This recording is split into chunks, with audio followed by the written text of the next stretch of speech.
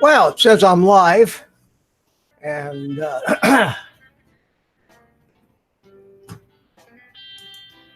there's evidence of it. I see signs of life, and it appears that I'm the only one in the house.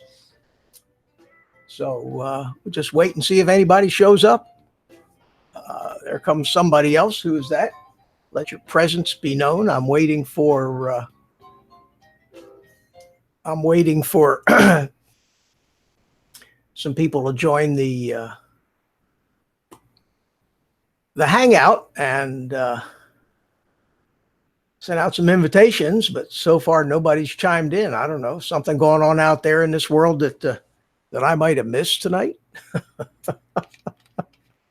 Hey, Night Train, how are you? Drone Shots was here early.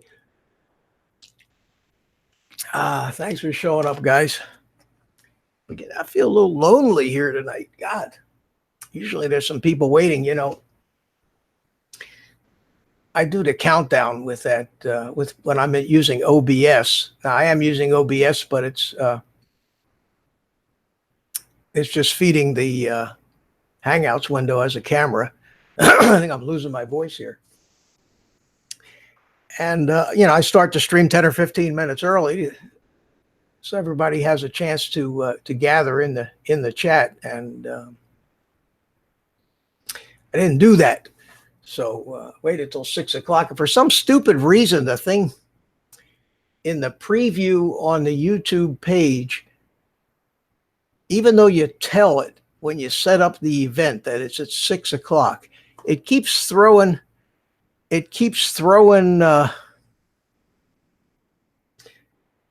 times that are like 5 minutes behind the real time.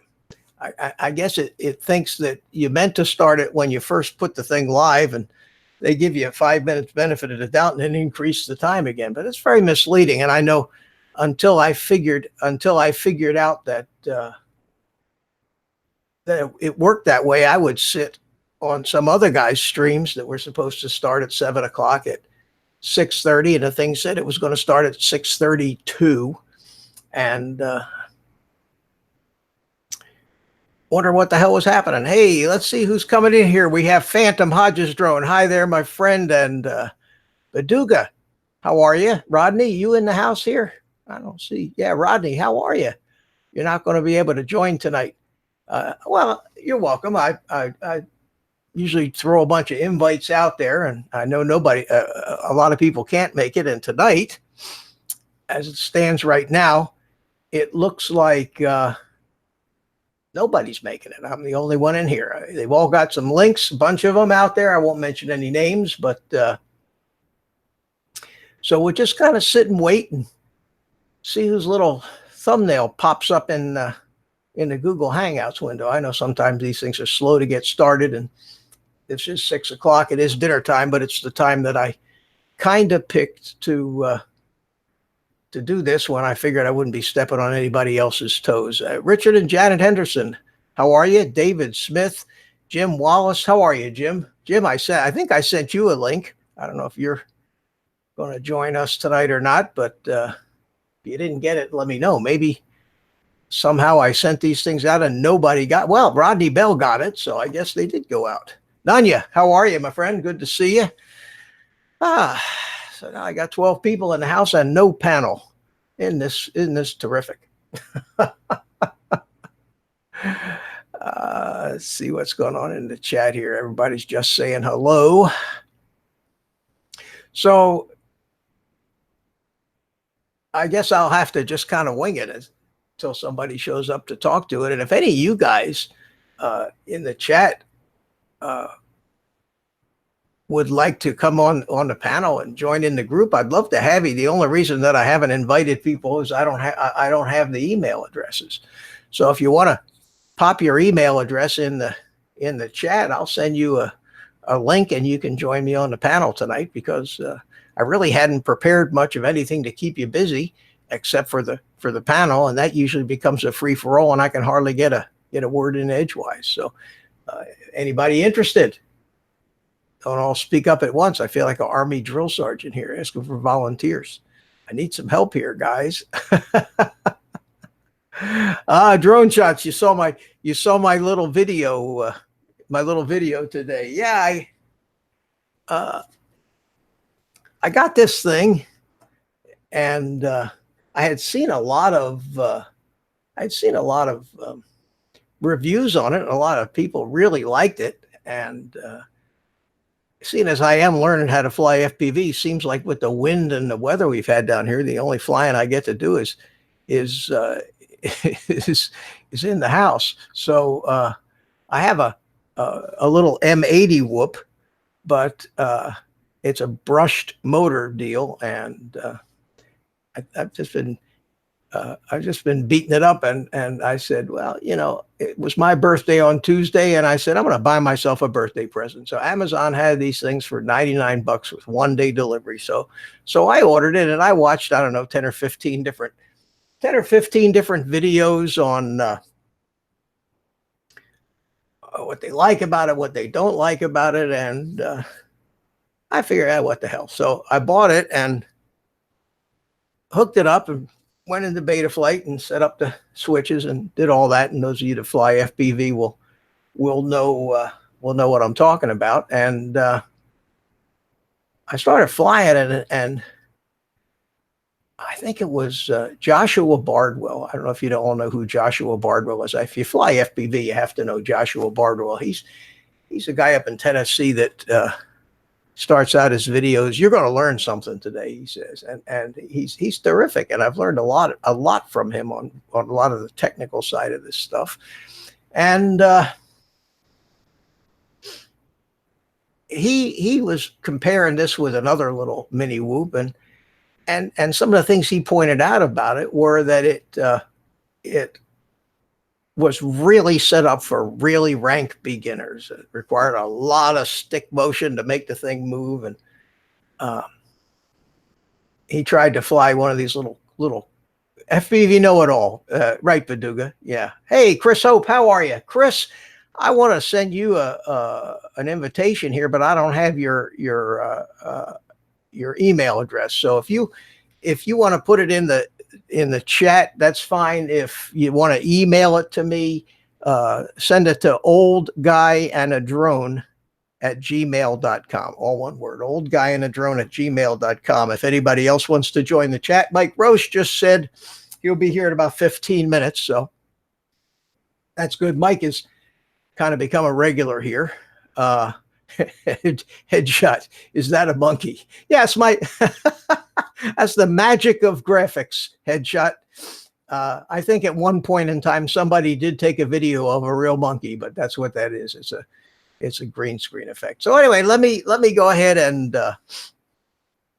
finish my little story. So the first thing I did, I had bought, the drone comes with a battery and a charger and a little case for $100. And so I bought 4 more batteries, because those little batteries last 4 minutes. And if you don't have 4 or 5 batteries, you may as well not even bother flying. So I set the thing up, and I got 4 extra batteries. I got them all charged up, and I set the thing down, and I sit in my family room. If you've watched some of my little flying videos there, indoor flying videos. And I took off, and I'm moving the sticks around, and the drone is just drifting way off to the side, and it's drifting, was drifting forward pretty fast. And the throttle, you got to a certain point on the throttle where it came up like this, and then a little more throttle, and it took off, poof, which meant you had to, in order to keep it between the ceiling and the floor, you had to find that exact right little area of the throttle and keep it there. And of course, when you're using the left stick to yaw, you're going to, you do move the throttle a little bit. So I said, well, this is absurd, and it shouldn't be drifting like this. And yet all the instructions you get with it, and all the guys in the videos all raved about the factory tune and don't touch it, it's set up perfectly. And I said, well, this is absurd. So the first thing I did is I went into beta flight, and I looked around, and I saw that they had a bunch of profiles. They had 3 different PID profiles and 6 different what they call rate profiles. Now, keep in mind that about a month ago, I didn't know how to spell beta flight. Now I'm an expert, but so for what it's worth. And I noticed by looking at the curves that as I increased the rate profiles, sped them up a little bit. So I set it to rate profile 3, and that made it a lot more responsive in the handling. Now, it didn't take as much stick to make it go forward, left, or right, but it was still just drifting off like crazy. And I threw it into the Acro mode, and while it was trickier to fly, it stopped drifting all over the place. So it dawned on me that must be, and I guess if you're really a big time FPV guy, this would be obvious, but for a beginner, it's not obvious. It dawned on me that it was the accelerometer, because in the angle mode, the accelerometer senses motion off of level. And these things, just like in the Mavics, IMUs, they have to be calibrated so it knows where 0 is. So I went back to Betaflight and plugged it in, and I set the thing somewhat level.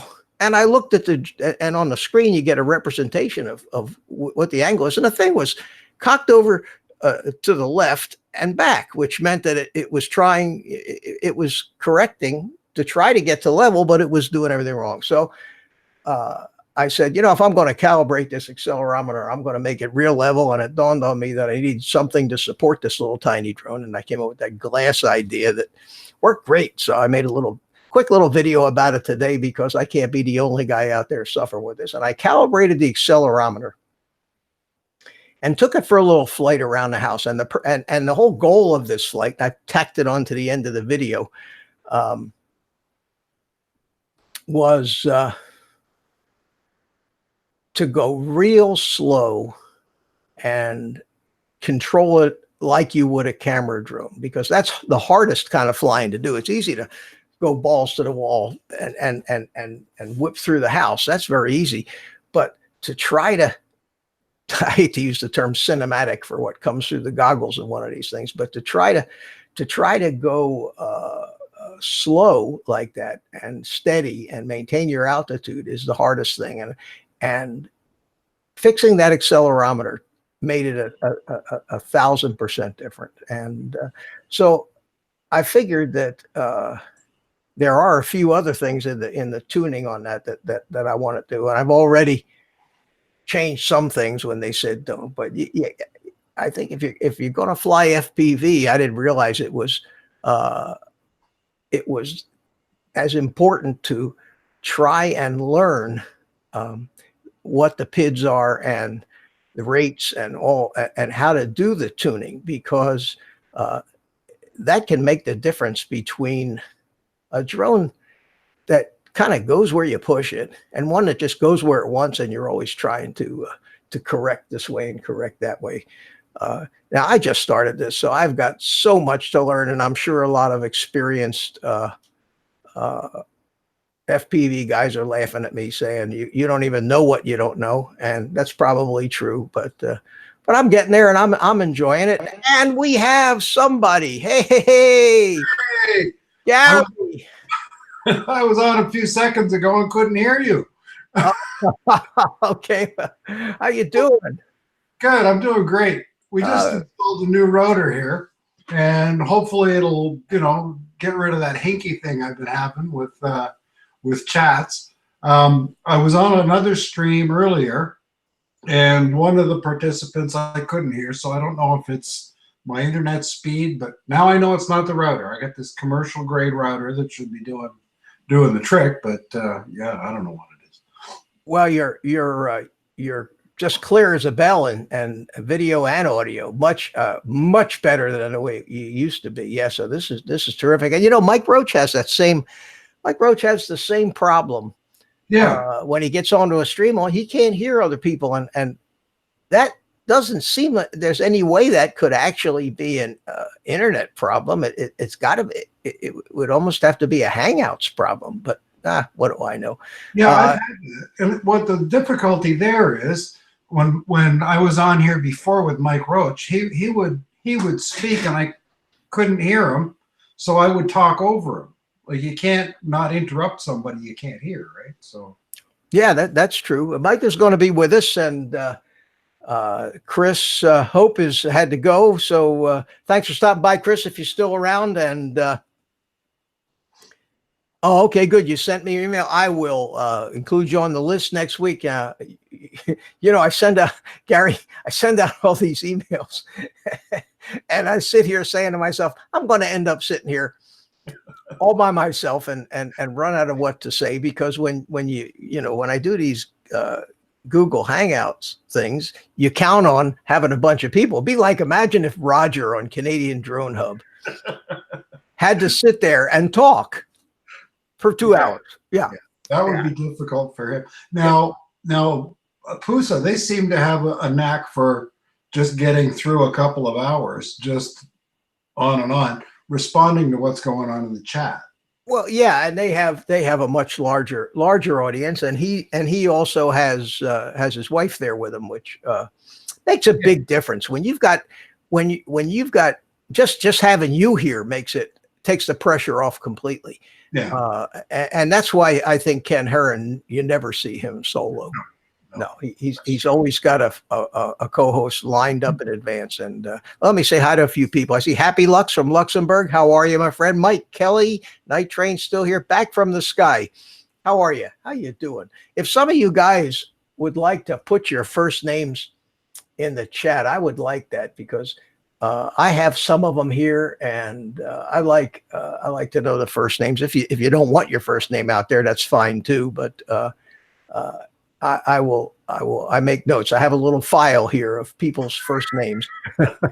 I have exactly the same thing. I used to have it written down on my little scratch pad here, and then I typed it all into a notepad on my computer, so I could just call that, not forget anybody. I have a problem. Oh, there's Paul. Paul from Phantom Hodges Drone is in. Okay. I'm outside picking up brush. We've just had a storm go through here. I'm picking up brush, and my phone goes ding, and I check it, and it says Mitch needs a guest. Who sent it to you? Paul Hodge from Phantom Hodges Drone. Oh. Well, I had already sent you a link, didn't I? Yeah, but I was outside, and I thought maybe you would come on. I was outside, and I got this ding, and hey, get on there. Okay. Well, we got Carlos from back from the sky, and Nunya is Adam. And my problem is I don't remember names. Now, Philly Mike, he just remembers names of people. He knows everybody's names. I just can't do that. Yeah, I just can't do that. I changed my channel name. I took my name off of it, and people just they call me Brent. So I don't know. Brent. Well, that's okay. That works. It's better than calling me late for dinner, I suppose. I see we got EBR FPV is here from somewhere in Europe. I don't know. Where are you, EBR? Are you in Germany or somewhere over there? But I've been watching him fly that Armaton Marmot. There's a company that has strange names for their drones, but it's seems to be one of the most highly recommended frames going. So I went ahead and see it as I'm not yet, but I intend to be a big time FPV pilot someday if I live that long. I ordered one of those frames to actually do a custom build where I pick all the different components that I want and everything. And I asked him in a comment on one of his videos, I said, maybe, even though he listed his components, I said, well, come on by and stop in and chat about it with us. So so he's here now. Now, the only time I've ever flown FPV was with Paul Hodges. He's got a Phantom, and he put his goggles on me on his Phantom, and it was I was good for about 2 minutes. I just found it uncomfortable. It was just I wasn't in a happy place. Boy, I'll tell you, I've been doing it for, I don't know, a month and a half, 2 months now, and it just takes, you just have to do it. It's like anything else. It's like driving a car. You just have to put the time in, and eventually you get used to it, and eventually you get used to the view in the goggles. And I'm really starting to feel a lot more comfortable. Now I got a long way to go yet. I mean, before I'm diving buildings and cranes and things, but that's so I fly mostly in the house now. When the weather's nice, I'll go outside. And when we finally get a decent day, I'm going to go out to our club flying field and take the 5-inch drones that I have and just burn up a bunch of batteries when I actually have somebody there to spot for me. Because my biggest fear is having the thing go down and not being able to find it. So I want, and I want somebody to actually follow the drone. You know what I mean, Gary? Watch the drone and see if I do land somewhere I don't want to. Because I searched, I even with my little 85 millimeter whoop, it went down behind a tree and had all kinds of fun finding it. So you gotta have some kind of a beeper on it, or well, they have beepers, they have all kinds of things, but there's different kinds of beepers, believe it or not. There's an actual beeper, and there are beepers that even have backup batteries on them in case they get ejected from the quad in the crash. And wow. And then there's something called a D-shot beeper, and that has to do with the ESCs and the motors. And what they do is they actually send signals to the motors at a frequency that makes noise.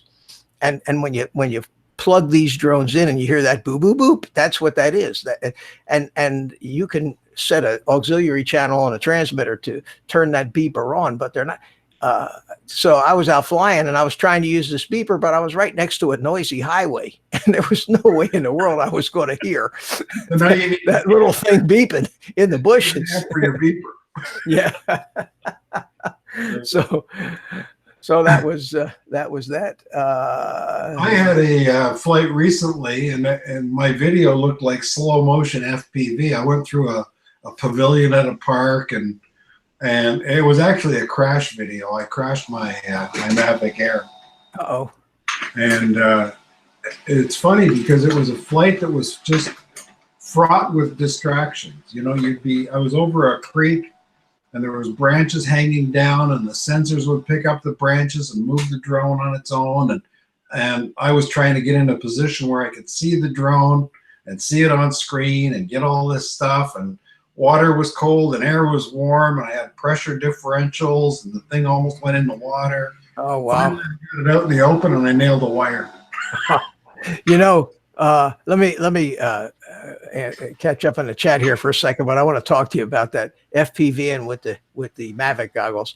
ERB says on the Arbit build, put a beeper with its own battery. Oh yeah, there's absolutely that's going to have one of those in there, and I'm going to have a GPS in it with what do they call that?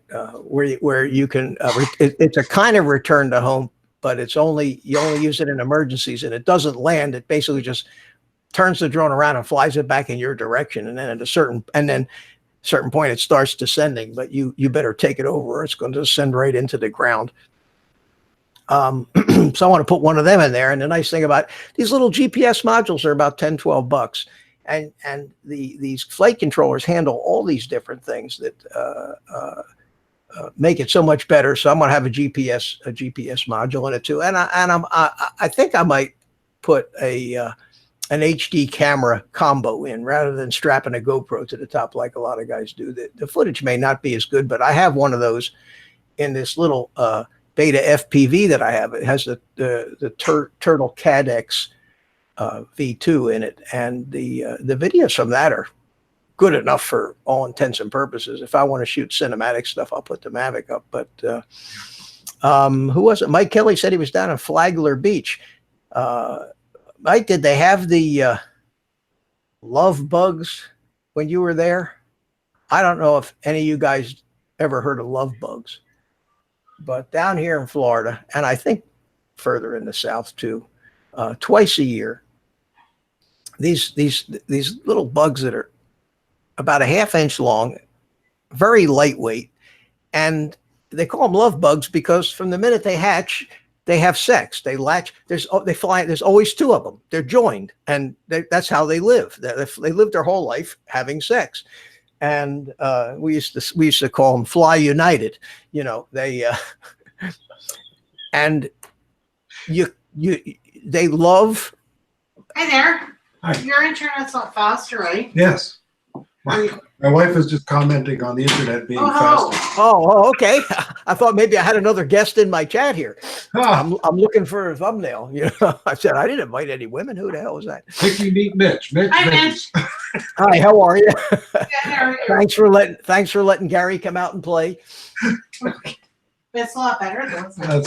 It's a lot better. So these love bugs, they hang in swarms and they hang around the roads, and your car gets covered with them. And if you go out, they just land all over you. And then you walk in the house and they just die. They have a lifespan of about a week, and they're everywhere. And they have just completely brought any kind of model flying to a screeching halt here for the past week and a half, 2 weeks. And I think they're almost done with. And we did have a couple of really nice days where I could have gone out and flown, but these bugs and the wind and everything else just did away with it. So, so much for love bugs. If you don't clean them off, they have an acidic juice that will eat your paint up on your car. So you got to keep them off of there. And I don't know where the hell they came from, but it's horrible. It's horrible. North of here in the summer, we get something called shad flies or fish flies, and they get so thick that it becomes a driving hazard. You skid in them, like they land on the road, and they have to close parts of the highway that are on a hill because you can't make the hill. They're just like driving on ice. I remember about 30 years ago, I had to drive across the center of the state, and they were so heavy that about every 2 miles you couldn't see out the car window anymore, and you had to take the equivalent of an ice scraper and go out there and scrape this goop off your windshield. And they haven't been as bad for the past 3 or 4 years, but this year they came back with a vengeance. And I don't know. I never saw them growing up. I mean, but I remember 30 some years ago they were there, and there are people who claim that it was some kind of a hybrid that was bred at one of the Florida universities for the purpose of something or other and got out of control. So maybe we shouldn't fool with Mother Nature. My bet is you won't see one of those at Disney. I don't know what they do, but I've never seen a bug in Disney. I don't know how to keep them away. And unfortunately, I think they like cigars too. So when I smoke my cigars, they come swarming around me. But they're a pain. They're a pain. Mike Kelly, sorry you got to go so soon. And boy, I'll tell you what, I'm gonna have to get on with some of my so-called friends here who aren't showing up tonight. I don't know what's going on here.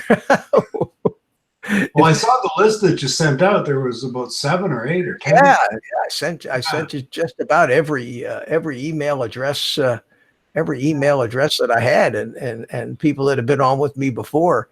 Yeah. But maybe I'm just getting to be old hat, Gary. You and I, just people are getting tired of us. I don't know. I see Paul Hodge was asking about the storm we had. He was driving a school bus and thought it might blow over. Where was that? Well, we're in Southern Ontario.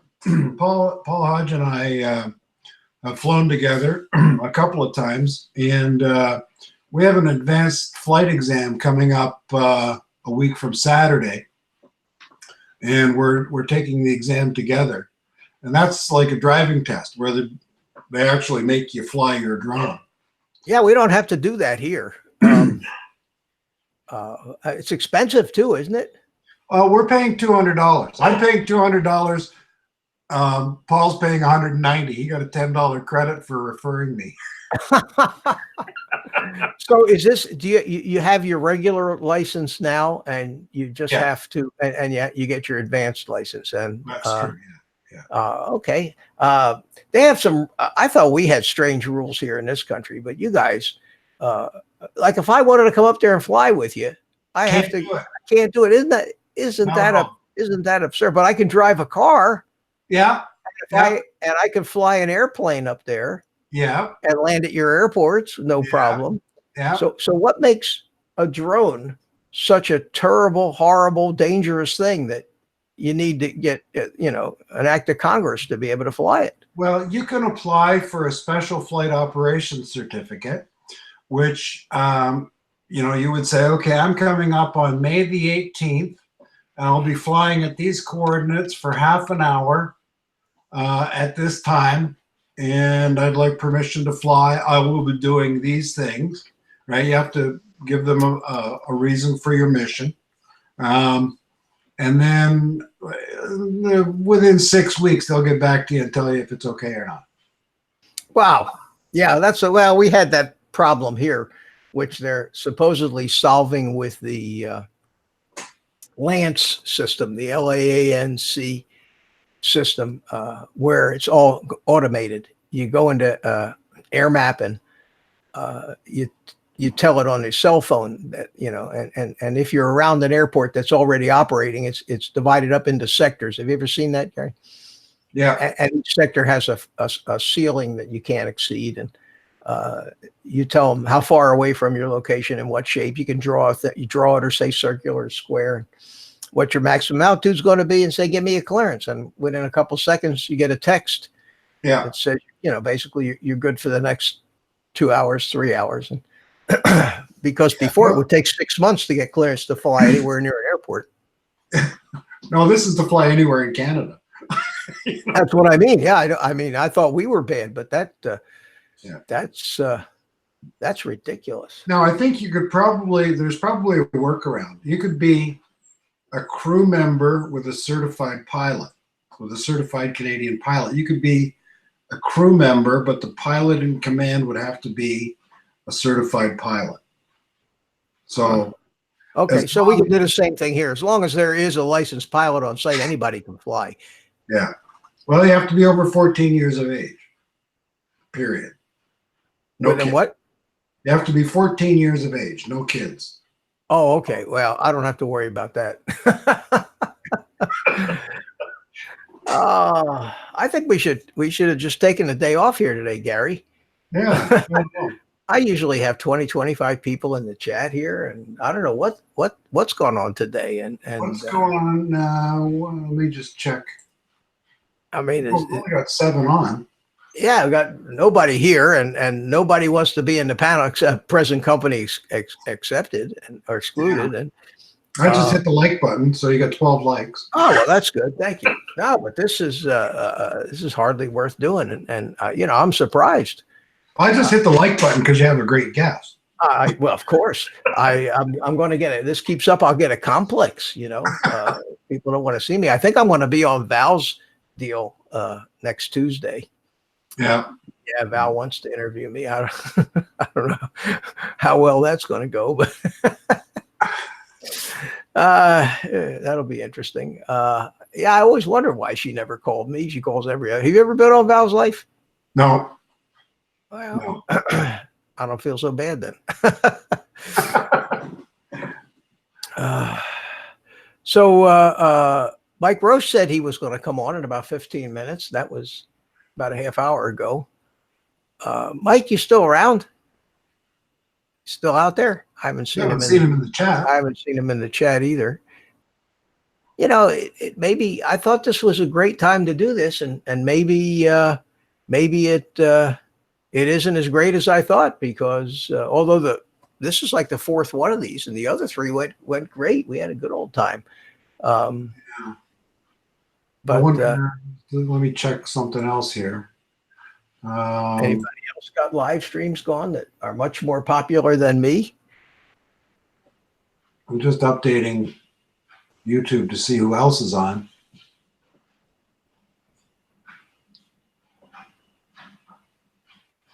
Remote Pilots Australia is on at the same time. Well, yeah. Ari. Well, I don't know if they've gone there. Nero Trigger, Nomadic Bike. That's the only other ones I've got. Yeah. No, that's really strange. I don't know. It just may be something going on today. Maybe people are depressed about politics or something else. I'll tell you what's driving me nuts these days is all this DJI drama. Oh, The Phantom 5's coming. Oh, the Phantom 5's discontinued. No, the Phantom 5 is back. No, the Phantom 5. Stop everything you're doing. DJI is having an event. And, I'm saying to myself, who cares? I mean, I'm a drone guy and I don't care. When you're ready to produce something and sell it, just do it. And then I'll take a look at it. I mean, I never seen, it's like Apple, it's like every new phone. I mean, which came first, the chicken or the egg? Did the devices create the Führer, or did the Führer create the demand for the devices? Is it a self-fulfilling prophecy? You know what I mean? What's happening here? I think DJI have learned a lesson from Apple in that they create the hype by announcing something ahead of time and not telling anybody what it is. Now the cat's been out of the bag. It was out of the bag last night. I was watching Coast to Coast Drones, and a guy had in his hand the new DJI GoPro clone. Oh, really? Okay. The action cam. That's what it is. And So that's what this new deal is. Yeah, it's waterproof. It's this. It's that. It's wonderful. So do I need to throw my GoPro away for a device that I can't use until I register it with them? Yeah, probably. Yeah. For $350. Yeah. Well, that's what the Hero 7 Black costs, $400, but it's a great camera. Yeah. And but the part of it that drives me crazy is it's and I don't want to hurt anybody's feelings on YouTube, but those rumors are the sole excuse for 100 different YouTube channels. Yeah. Who when yesterday I went looking at my subscriptions, and one after another, every video had the same thumbnail. It was a picture of that graphic that they put out. Yeah.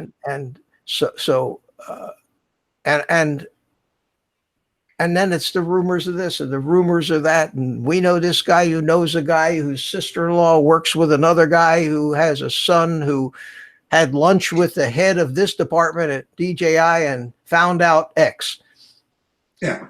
Yeah. Well, this guy last night was saying that he's under a non-disclosure agreement. He held it up like that and put it away. He says, I can't tell you much more. Yeah. And I think they do that on purpose. And he was saying he actually played back a telephone call he had from DJI. He had rumored that there was going to be a Phantom 5 and put it up on his YouTube channel. And he said, I'm sitting with the board of directors of DJI North America, and we're asking you, or we're telling you that it might be in your best interest to take that down. Wink, wink, wink, wink. Yeah. So he took it down. You can tell everybody that we told you to take it down. Wink, wink. Like they wanted it all to be secret, and he was playing the thing on a live stream. I love it. Playing it right off his phone. Now, if that guy doesn't get booted by DJI, it's probably all that's the sad part about it. It's probably all scripted, the whole bit of it. Yeah. Mike Roche. Hey guys. Hey, how are you? Good. How are you? God, I'm feeling lonely tonight, Mike. You have friends, Mitch. We're here for you. I mean, we got 7 guys here watching tonight. I'm going, holy cow! What's going on? Now I can't hear Mike. You can't hear me, Gary? Oh, no, he can't hear you. He can't hear you on this chat stuff. I don't get it either. I don't get it. It's happening all over. Can you hear Gary? Say something, Gary. I can't hear Mike. Can you hear me, Mike? Yes. Yeah, Mike can hear you. Yeah, I I'll can't tell you hear what, him. I'll I've got. I'll go out and come back Let me in. just see what I can do here. I don't know if that No, if that's you, Mike. It's usually the other way around. It's usually, oh, you can't hear Gary is the problem. Right. It's the Google chats, I believe. Oh, Let me God. just go back out and come back in. We'll Okay. see what happens.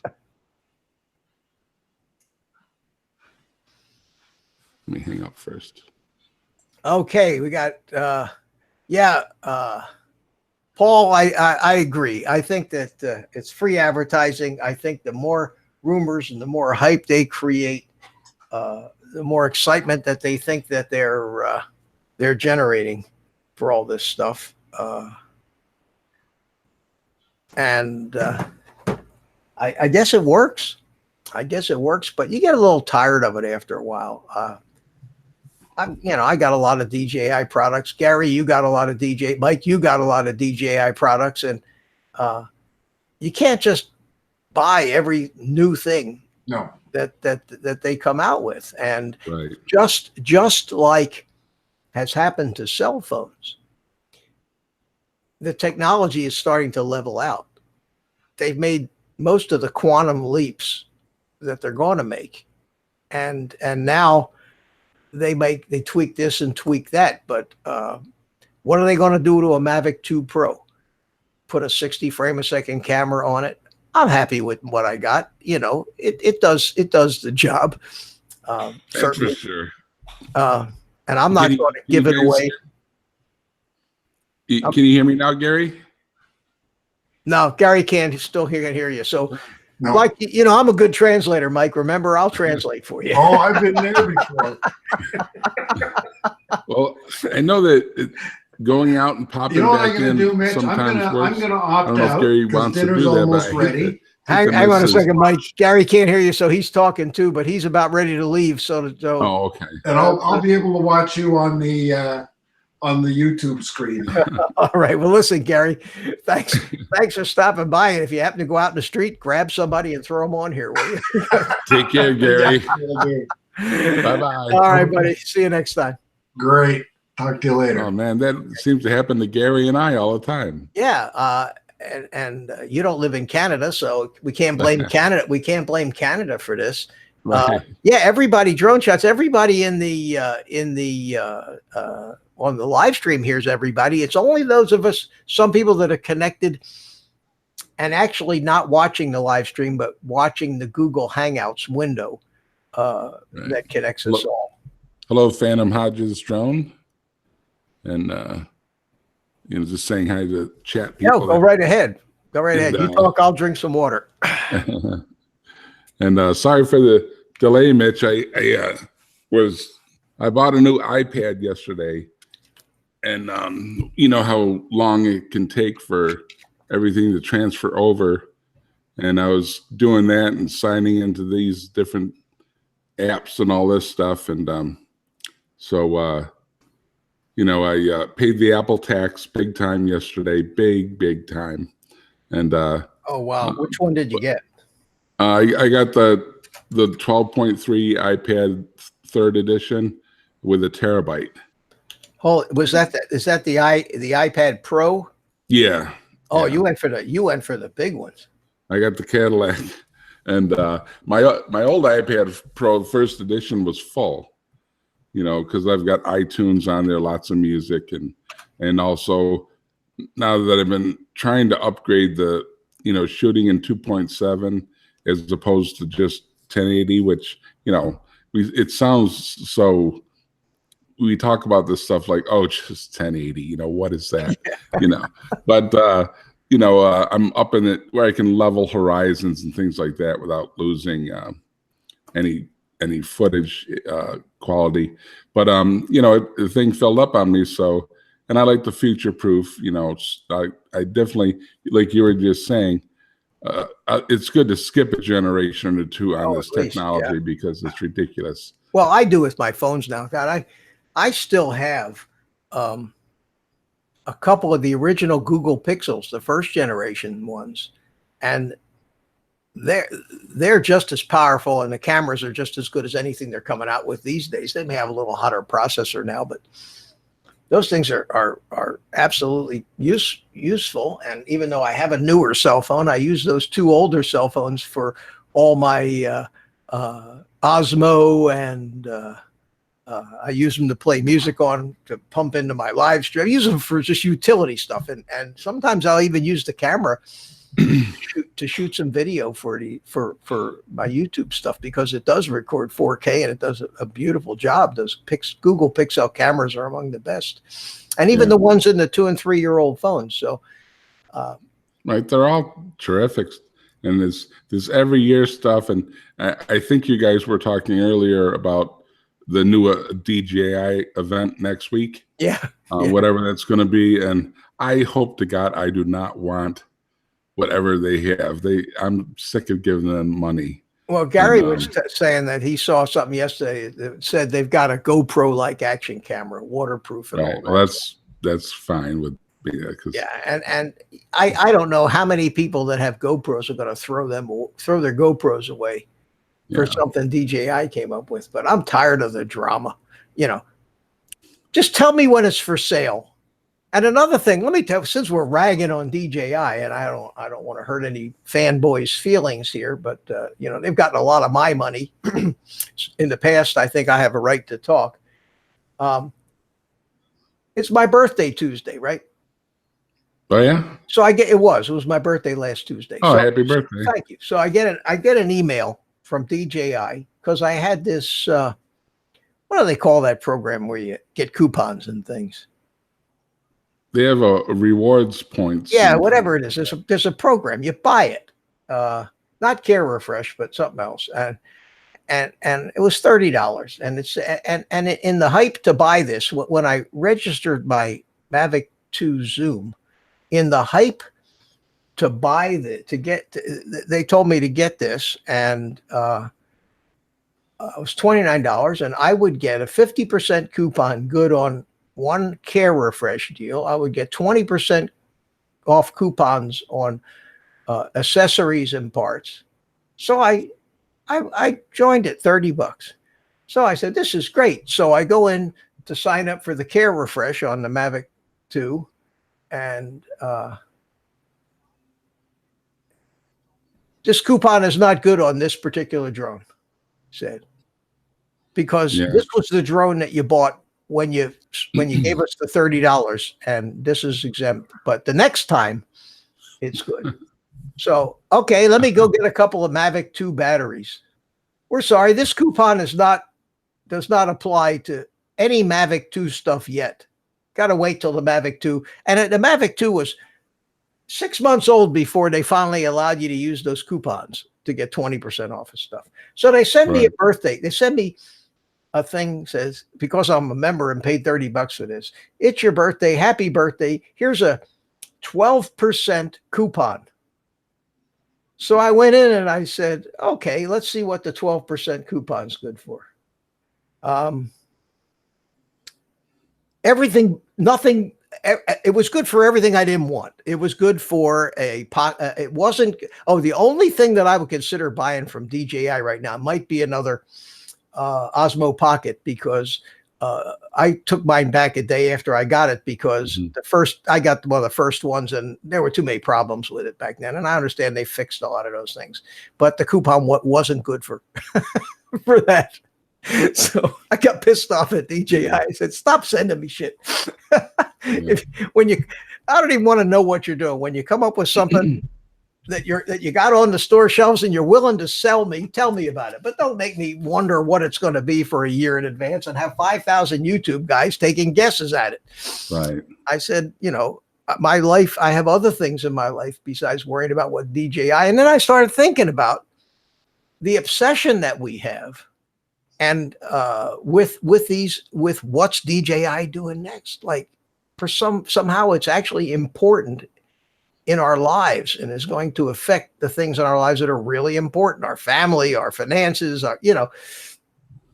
and they build it up to that. But it affects your finances, all right. Yeah, well, yeah, I'm better off when they don't invent stuff. Right. That's why I'm having so much fun, Mike, with the little $100 $100 drones. I saw you put a video up on that today. I did. I discovered something, and it was so obvious, and it helped so much. And I had seen so many videos of people complaining about the drone doing the things that I found it doing, and I found a way to fix it. So I said, well, either people are going to think I'm an idiot and go, duh, what's that old saying? Your knowledge of the obvious is exceeded only by your grasp of the self-evident. In other words, no shit, Sherlock.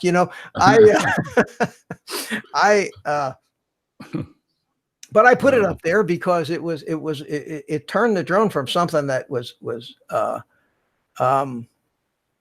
almost uncontrollable into something that flew like a Mavic.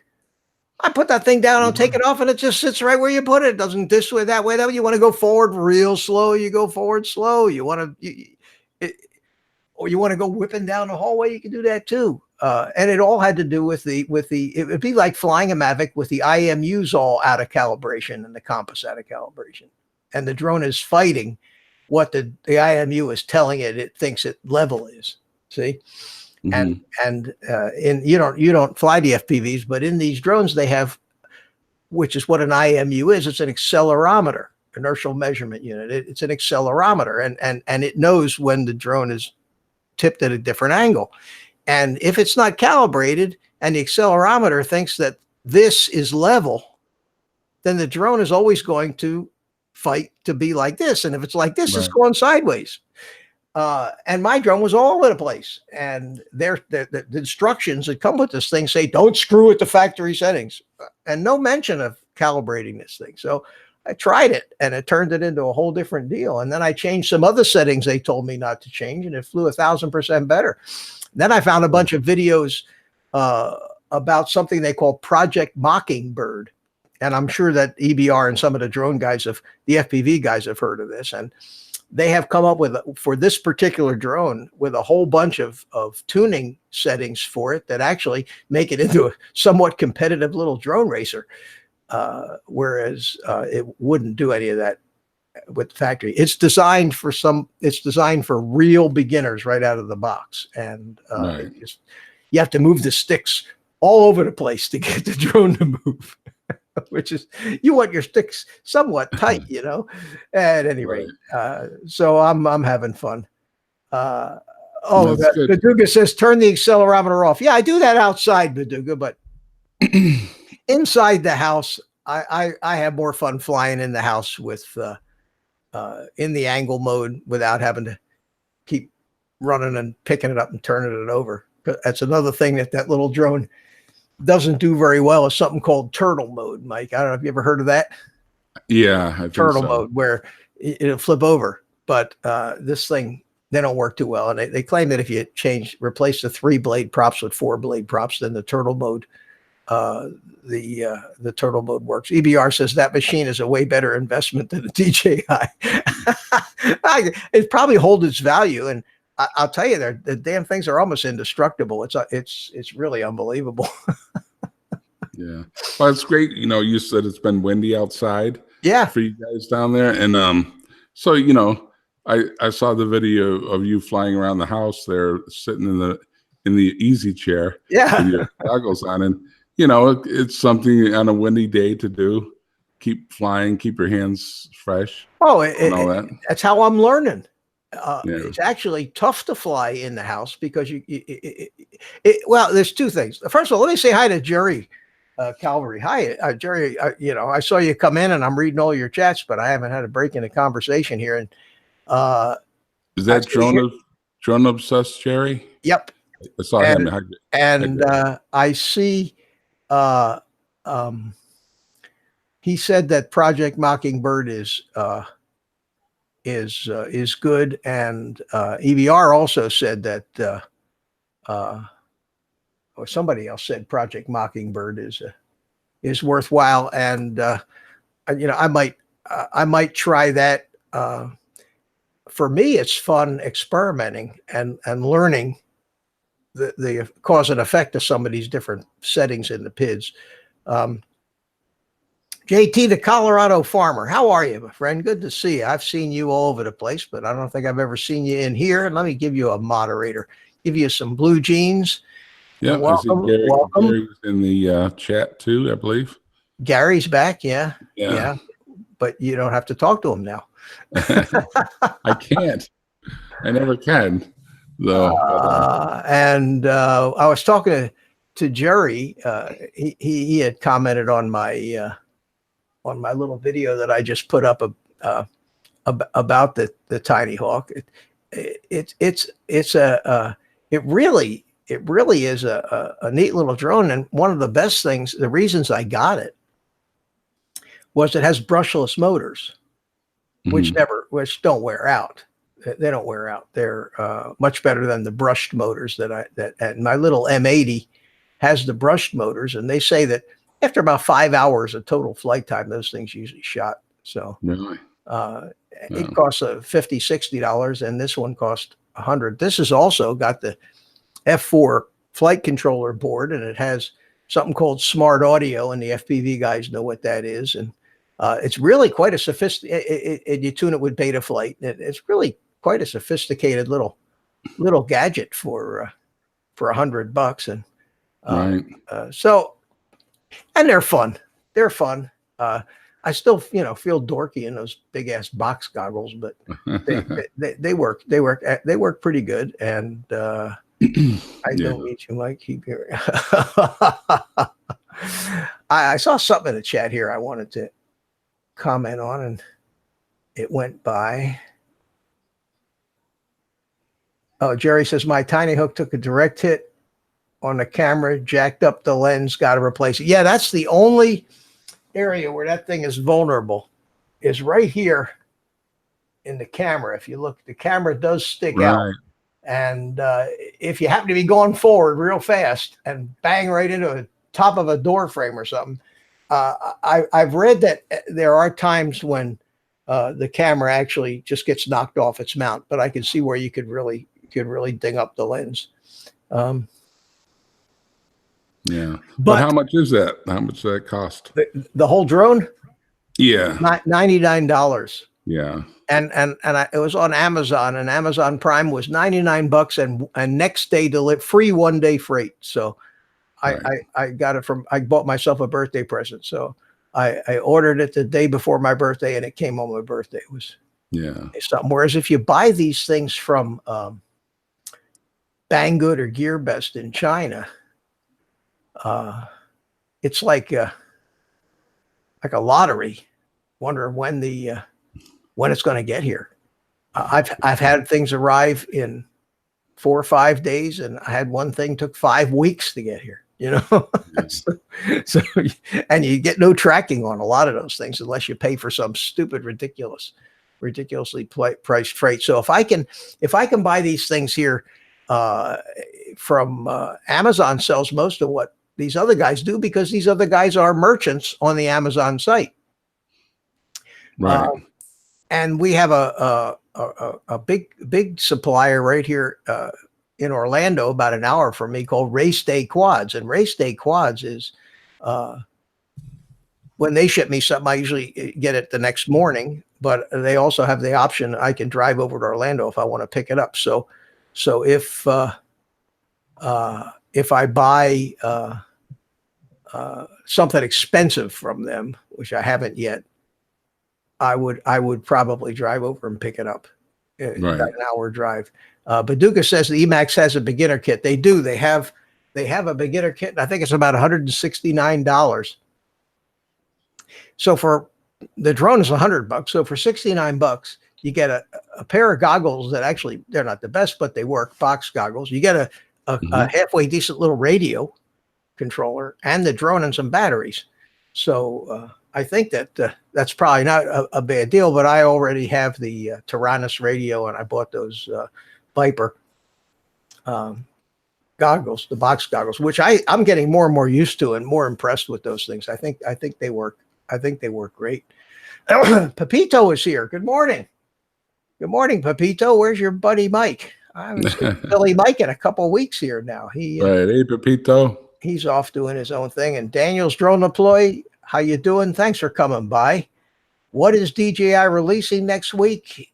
Rumor has it, based on I have inside information from Gorbachev, yeah, who works for his aunt works for DJI, yeah, and yeah, and Gary at Brand Aerials just told me that he saw somebody on somebody else's YouTube thing actually pull one out and show a DJI version of a GoPro Hero. So if you can believe that, that's what DJI is announcing. So no, that might be a tough one if they try that. It better be good. Well, they claimed that they claimed the Osmo was a hero killer. Remember that? Yeah, and it's a great. I love the Osmo. I've got one. It's great for all that. I don't go in the water, so it's fine. For my purposes, it works out really well for some extra ground level footage, but GoPros are a different animal altogether, and they do. You're not going to go skiing with a Osmo. Brent Nunley says it's the Mini Inspire 3 version Phantom 5. Okay, guys, you heard it here first. You heard it here first. Obviously, it looks like it has breaking news. Breaking news. Something to do with waterproof or whatever.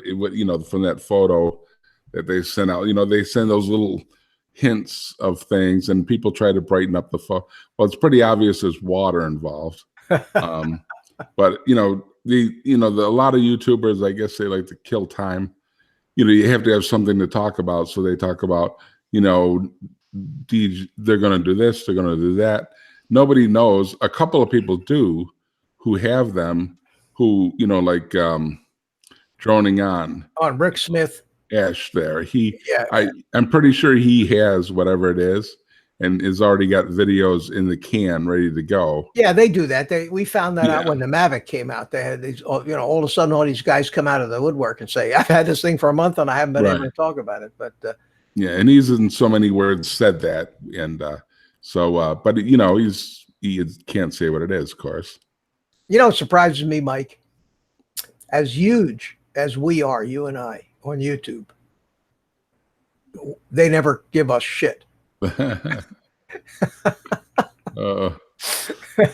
Am I missing something, or maybe I'm missing 60,000 subscribers? Maybe that's what I'm missing. Yeah. I don't know. Yeah, I don't know. It's it's all fun and games to guess. I honestly truly hope that I could care less about whatever they come out with, because I've got enough DJI stuff, and I've got I want to fly this summer, and I've been doing a lot of flying in the last 2 weeks. Yeah, you've been putting out a lot of stuff. Yeah, and I've got some footage I just got Monday that is I think some of the best footage I've got yet, and you'll see. I just have to come up with a coherent video editing story to tell or something. I like to take my time when I think I've got something decent, Yeah. And it's like I'd rather be out flying than talking about this stuff. It's raining. It started to rain out. I heard this pounding on the roof. I'm wondering what the hell is that? Yeah, it's about to rain here too. These guys in the chat, we got with 10,000 unemployed comedians in this country, the chat's pretty funny here. Vito wants an underwater spark. Lisa. Hello, Lisa. How you doing? Good to see you. Hello, Lisa. Yeah, Lisa comes by once in a while. I know she's been here before because she's blue. She's got blue jeans. Like Lady Lisa. And I heard that I don't know if you saw it, but it seems like Spike has actually recovered most of his footage. From I didn't see the video, but I saw that he put up that he, in the description that he got his footage back. I'm glad for Spike. Yeah. We remember last week we were talking about that, and he was just devastated. And I told him, I said, it's still there. You got to get it recovered. Don't touch anything. And I think he took that advice. So I'm glad to see that that he was able. But what happens now? He's got, like 20,000 files in one place or in the wrong place. They're not. He didn't. You don't. Right. You never recover the whole file structure that you had with all the different directions. You're lucky you get your files back. And he was saying it's going to take him a month to sit there and create folders and figure out and look at it. He has to watch every one of them to see what it is because the titles aren't there, and Right. rename it and put it in the right place. He says, but the upside of that is I'm going to have one of the most organized file systems in the world. Right. But Yeah, I'm real happy for him that he got that fixed, because that is a nightmare. I mean, when you think of what you put into just producing one of these videos on YouTube, imagine if you lost everything and all your personal pictures and your tax information, everything else you got. So I told him in the comments, I said, make backups of your backups. Right.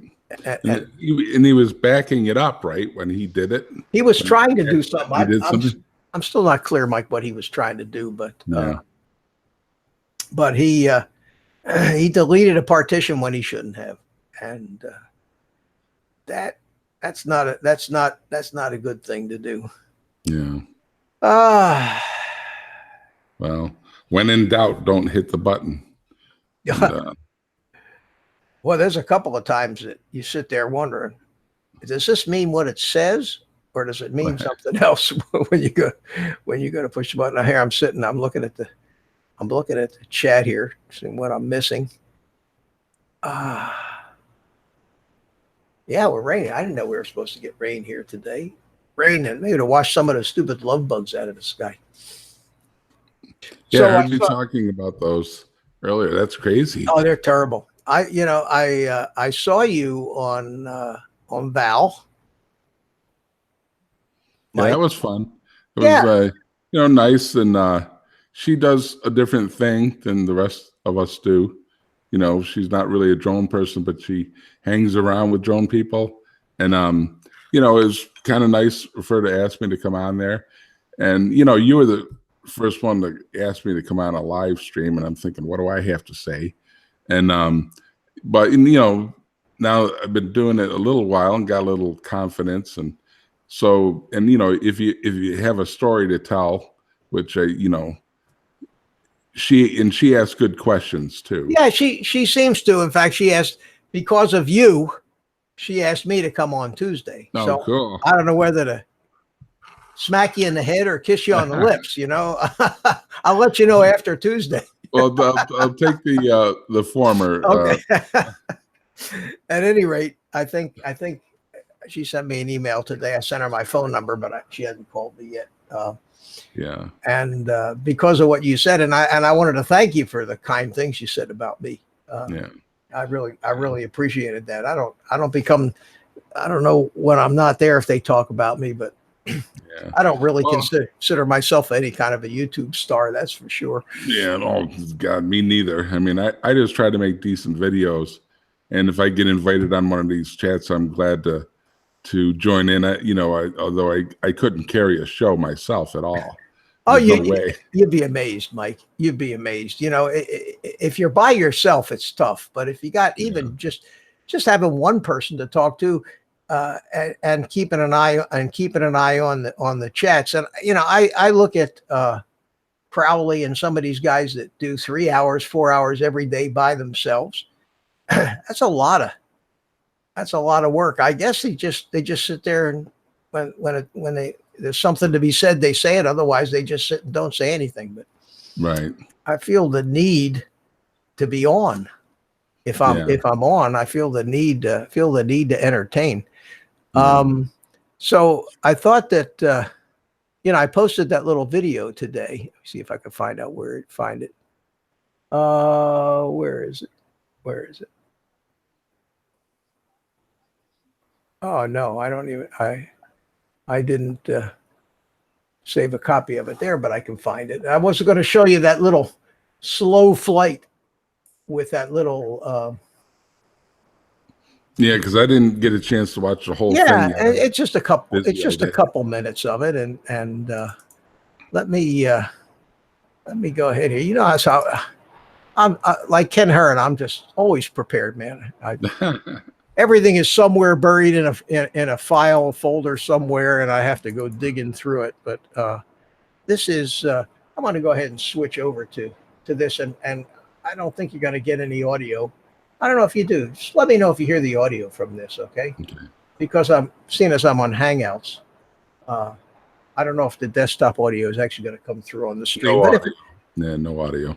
yeah, but that's okay, because what I wanted to do is I wanted to go to the part where I actually fly a little bit. All I had was some music behind that anyway. So what I did here, on this particular flight, instead of just zipping around the house, racing down the hallways, I wanted to see how controllable it was. So this is the flight with the Tiny Hawk, and I was trying to fly it more like you'd fly a DJI drone, and hold my altitude pretty constant and fly slowly and try to keep it smooth and just see how well I could control it. And once I actually did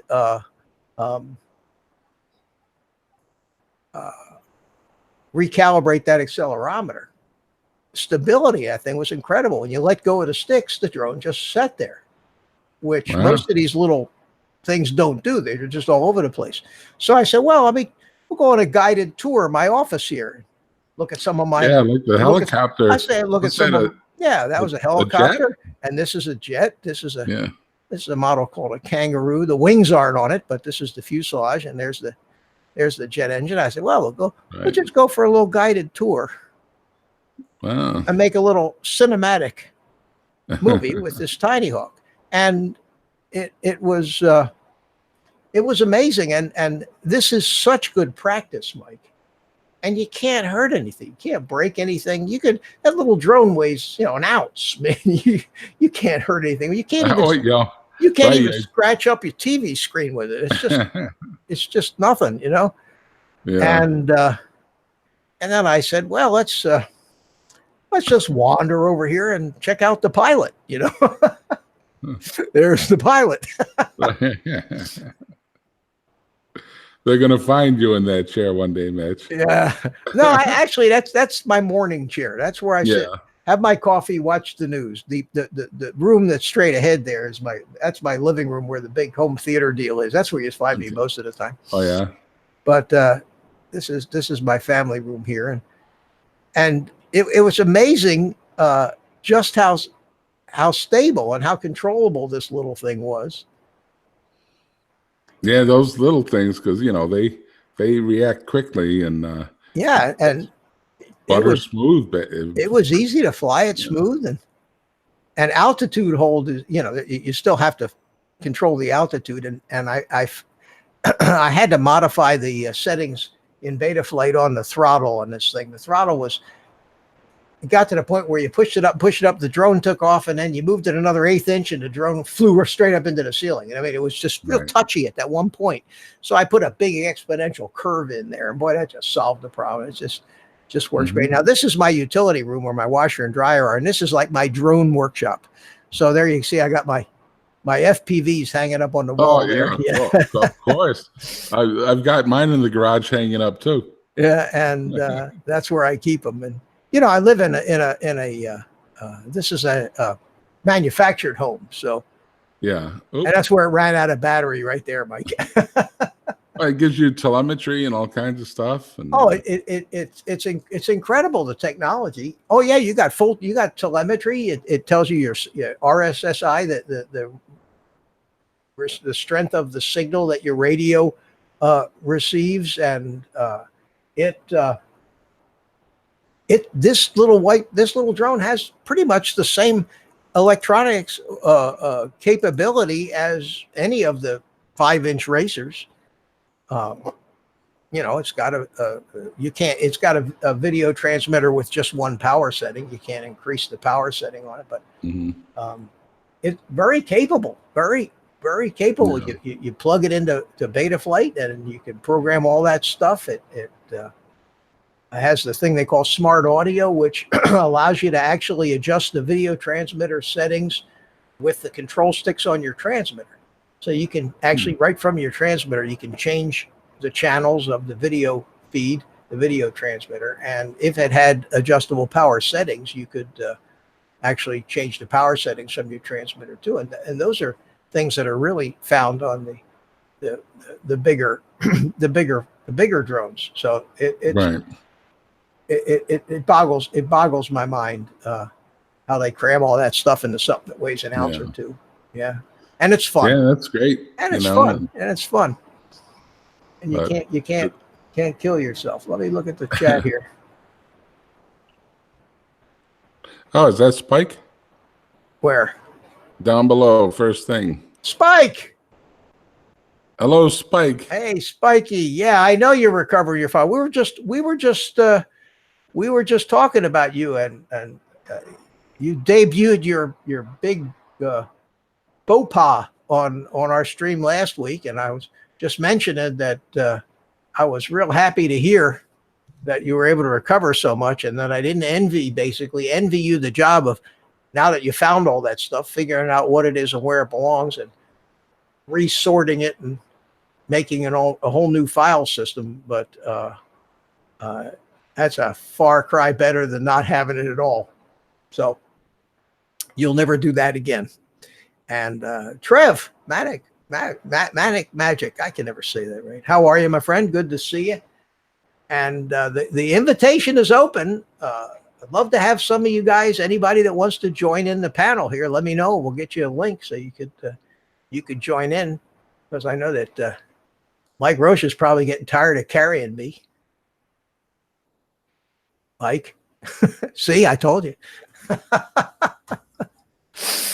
Yeah, his microphone off. Your microphone's muted. Oh, Mike, your microphone is muted, Mike. Now I'm back. There you go. Okay. All right. I did it on purpose. I was telling Siri to adjust the lights a little bit. I thought I saw your lips moving, but yeah. Congratulations, Spike. I know you were pretty busted up over losing 10 years of footage, and you've got some organizing to do, but I'm glad you got your stuff back. Get on you, as you guys say down there. And hello, Manic, down there. The two Aussies right off the bat. Yeah. I'm surprised that Peter's not here tonight.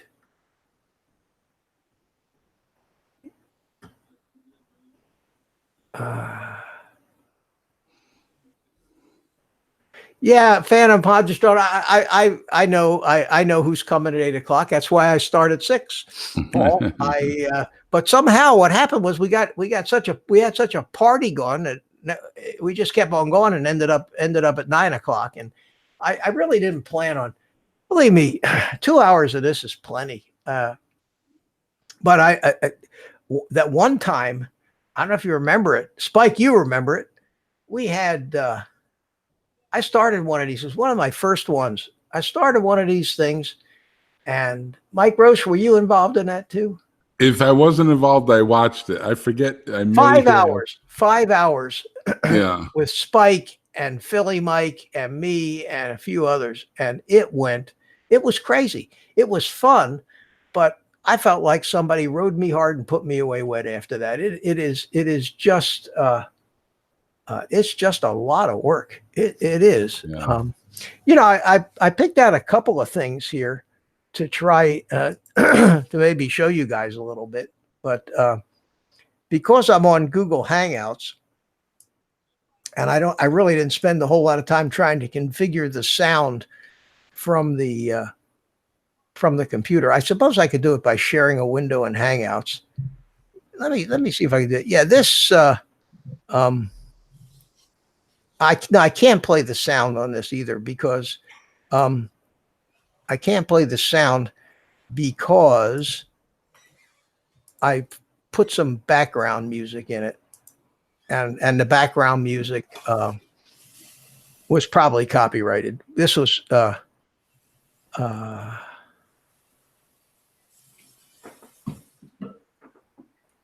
oh, Spike says the only thing you won't get back is the editing projects that he had half finished. They're probably there. in the project files. But one of the problems is even if you recovered the project files, Spike, the project files just use links to the actual assets. And if they're not in exactly the same place as they were, when you load it, it just tells you, I can't find this, I can't find that. It's easier just to do it again.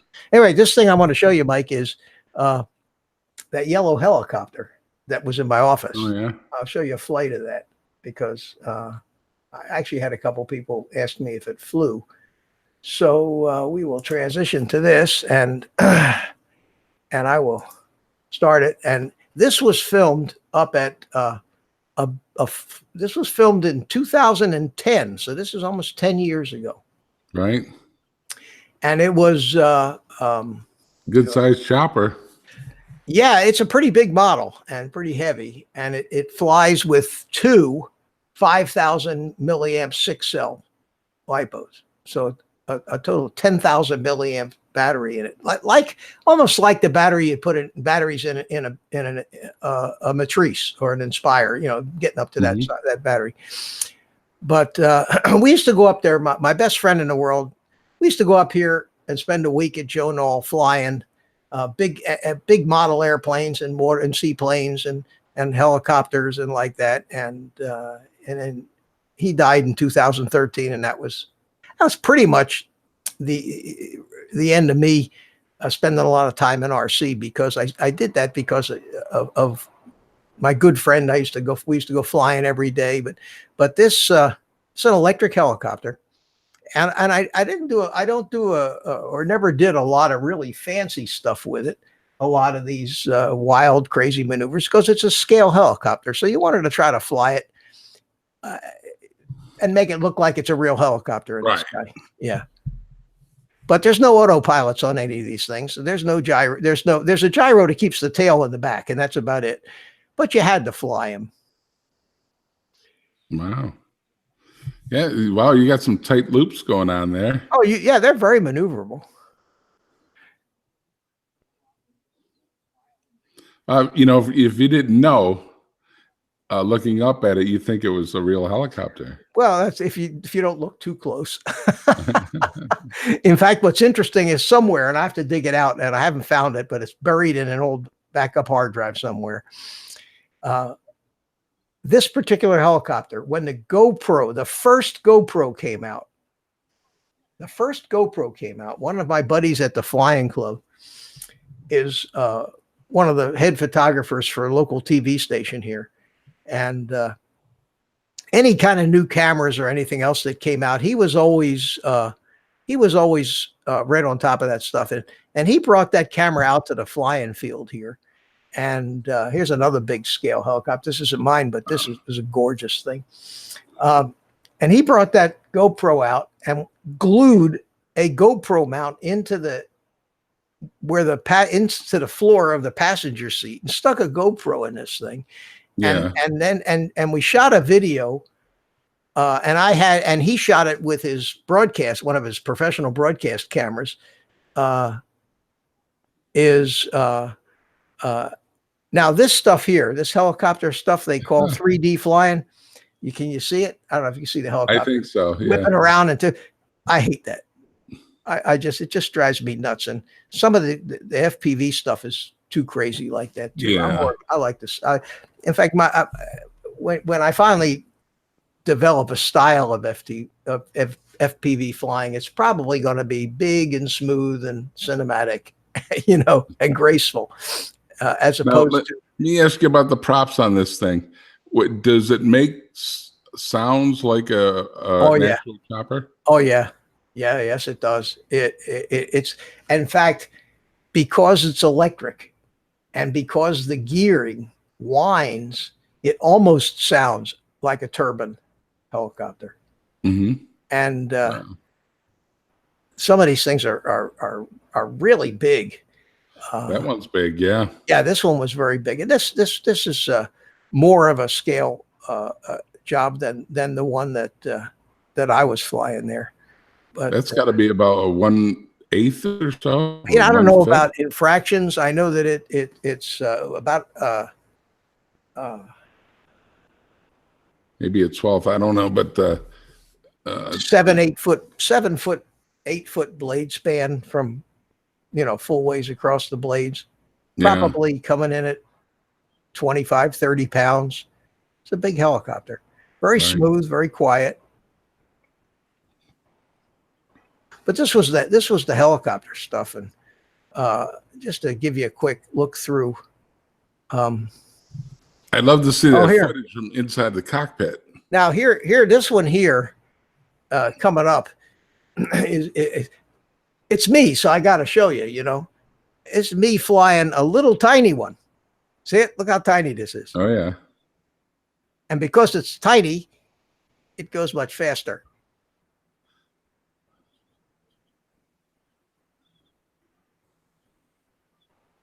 And I whip it around a little more. right. And my buddy Stan, he always had a hard time keeping up with it. Could you do a loop with that? Oh yeah, I've been doing loops and Yeah, doing all kinds of stuff with it. yeah, because Stan had the fairgrounds are near me, and I've seen a guy over the years. There's parking lots up there when they're not being used. Some guy with a helicopter doing loops and all kinds of stuff, and it's not an airfield or anything, but nobody seems to care that he's there. That's my buddy Stan right there. He's the guy who died. He was my best friend in the world. And Yeah. this was at the Joe Nolan. They have 1,500, 2,000 pilots show up at this thing. And Wow. the guy who actually, Pat Hartness actually bought about 800-acre ranch and dedicated to this. He's a very wealthy guy up in Greenville, South Carolina, and dedicated it to this big bird fly-in. Look at some of these airplanes. And B-29, huh? every year there was 5 or 6 of us guys went up there, and my job, I was a designated photographer. And what I would do is I would make a video. I'd shoot a bunch of footage and I'd go back and I'd edit it. But and they also had a hangar there with real airplanes. I just went by it there. The Stearman, did you see it? There it is. See the Stearman? Oh, That's wow. that's a beautiful. real one. Yeah. Oh, that's an And- actual plane. Yeah. Oh yeah. Wow. And they also have a lake there where everybody flies the little seaplanes. And Yeah, I've seen we the seaplanes. flew the take off. seaplanes there, and then they have these things where Yeah. what they call 3D, where they make airplanes. These are big airplanes too. These things have those big 2-cylinder gas engines in them. Drone Shots asked if he posts a video, will you show it for a minute? Is a YouTube video? Yeah, I'll be happy to. If you want, put the link up there. He's just about touching. Oh yeah, Oh, it's over water. they actually sometimes actually, and that is hard to do. That is not easy to do. They get that right down there where they Oh, touch the water with Ooh. their tail. Yeah. well, that looks fun, but potentially costly. You talk about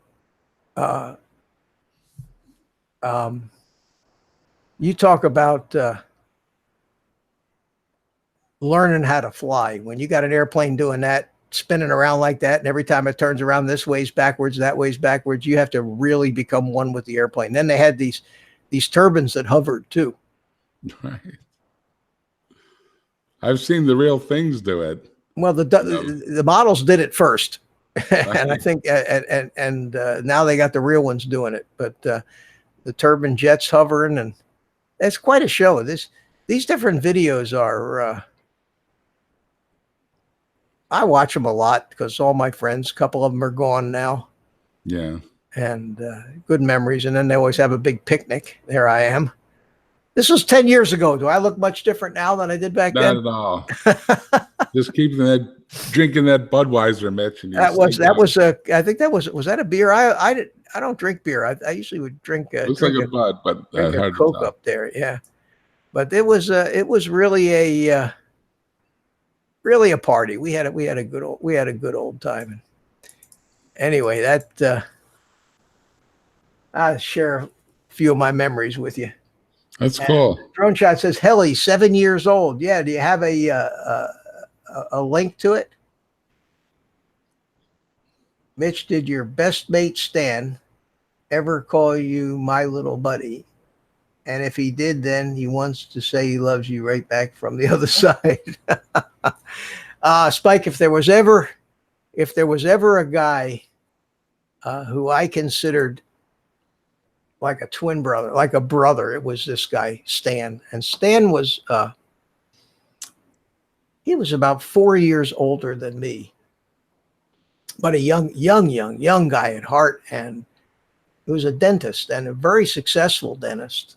And he had hundreds, unlike me, he had hundreds, if not thousands of friends.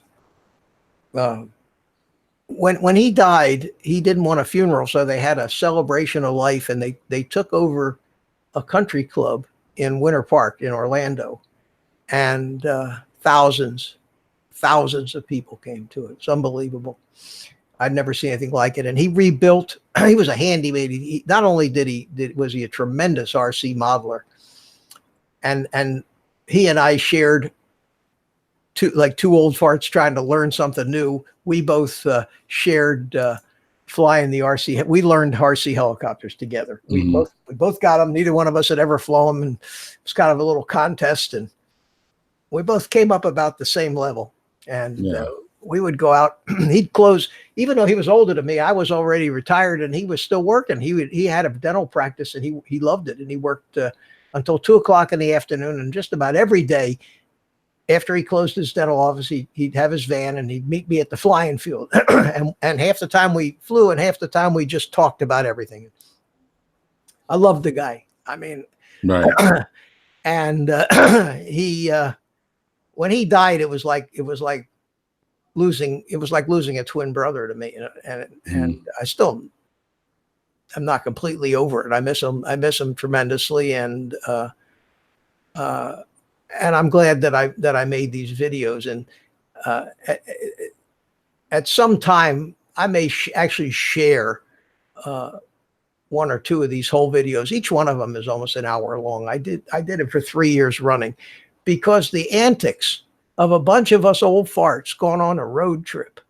I got stuff riding up there in the car and stuff up that going into the restaurants. And some of these guys are real characters. Yeah. And I don't know I don't know what bores people or what doesn't. But Go for it, Mitch. I mean, that's some crazy footage right there. And you can't be drones 24/7.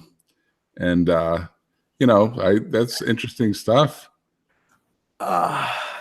Well, I got a link here from about a video from age 6 to 10 months. Oh, this is a helicopter thing. Okay, I'm going to do it without sound, because if I do it with sound, then there's anything copyrighted, I get hit. I don't know if there's any music in behind us. At any rate, Drone Shots sent us this, and I think I'll go ahead and play it. We can just sit and watch it anyway and talk while it's on. But look at that kid. Holy mackerel. He's even got a transmitter tray like I have. See the aluminum straps going up over his arm? Right. Yeah, there's some pretty elaborate setups for the. That must be Mom or somebody that he knows. But yeah, these that's a with all those tents and everything, that's whatever event that is, that's a pretty good size event. Yeah. That kid's ready to go. Oh, look at this thing. He's got himself he's got the walk. He's got himself a real big helicopter too. You know what? That's oh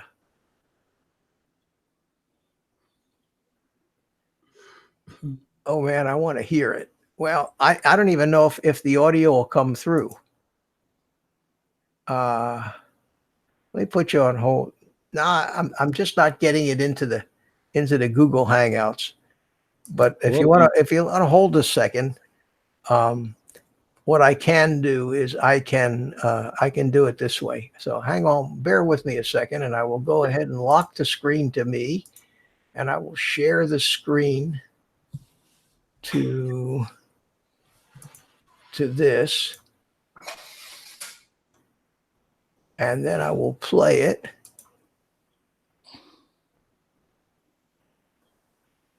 And I still can't hear it.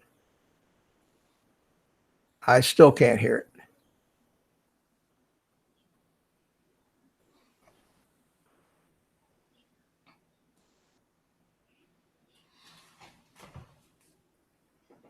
No.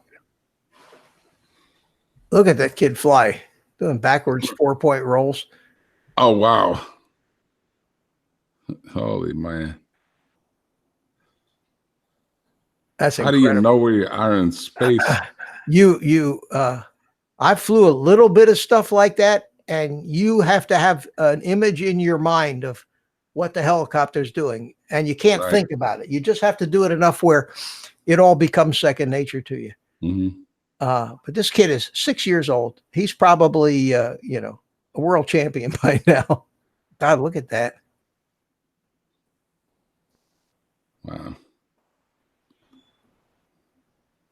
And you learn this stuff at that age, and kid's could be a Top Gun fighter pilot one of these days with Yeah, geez. skills like that.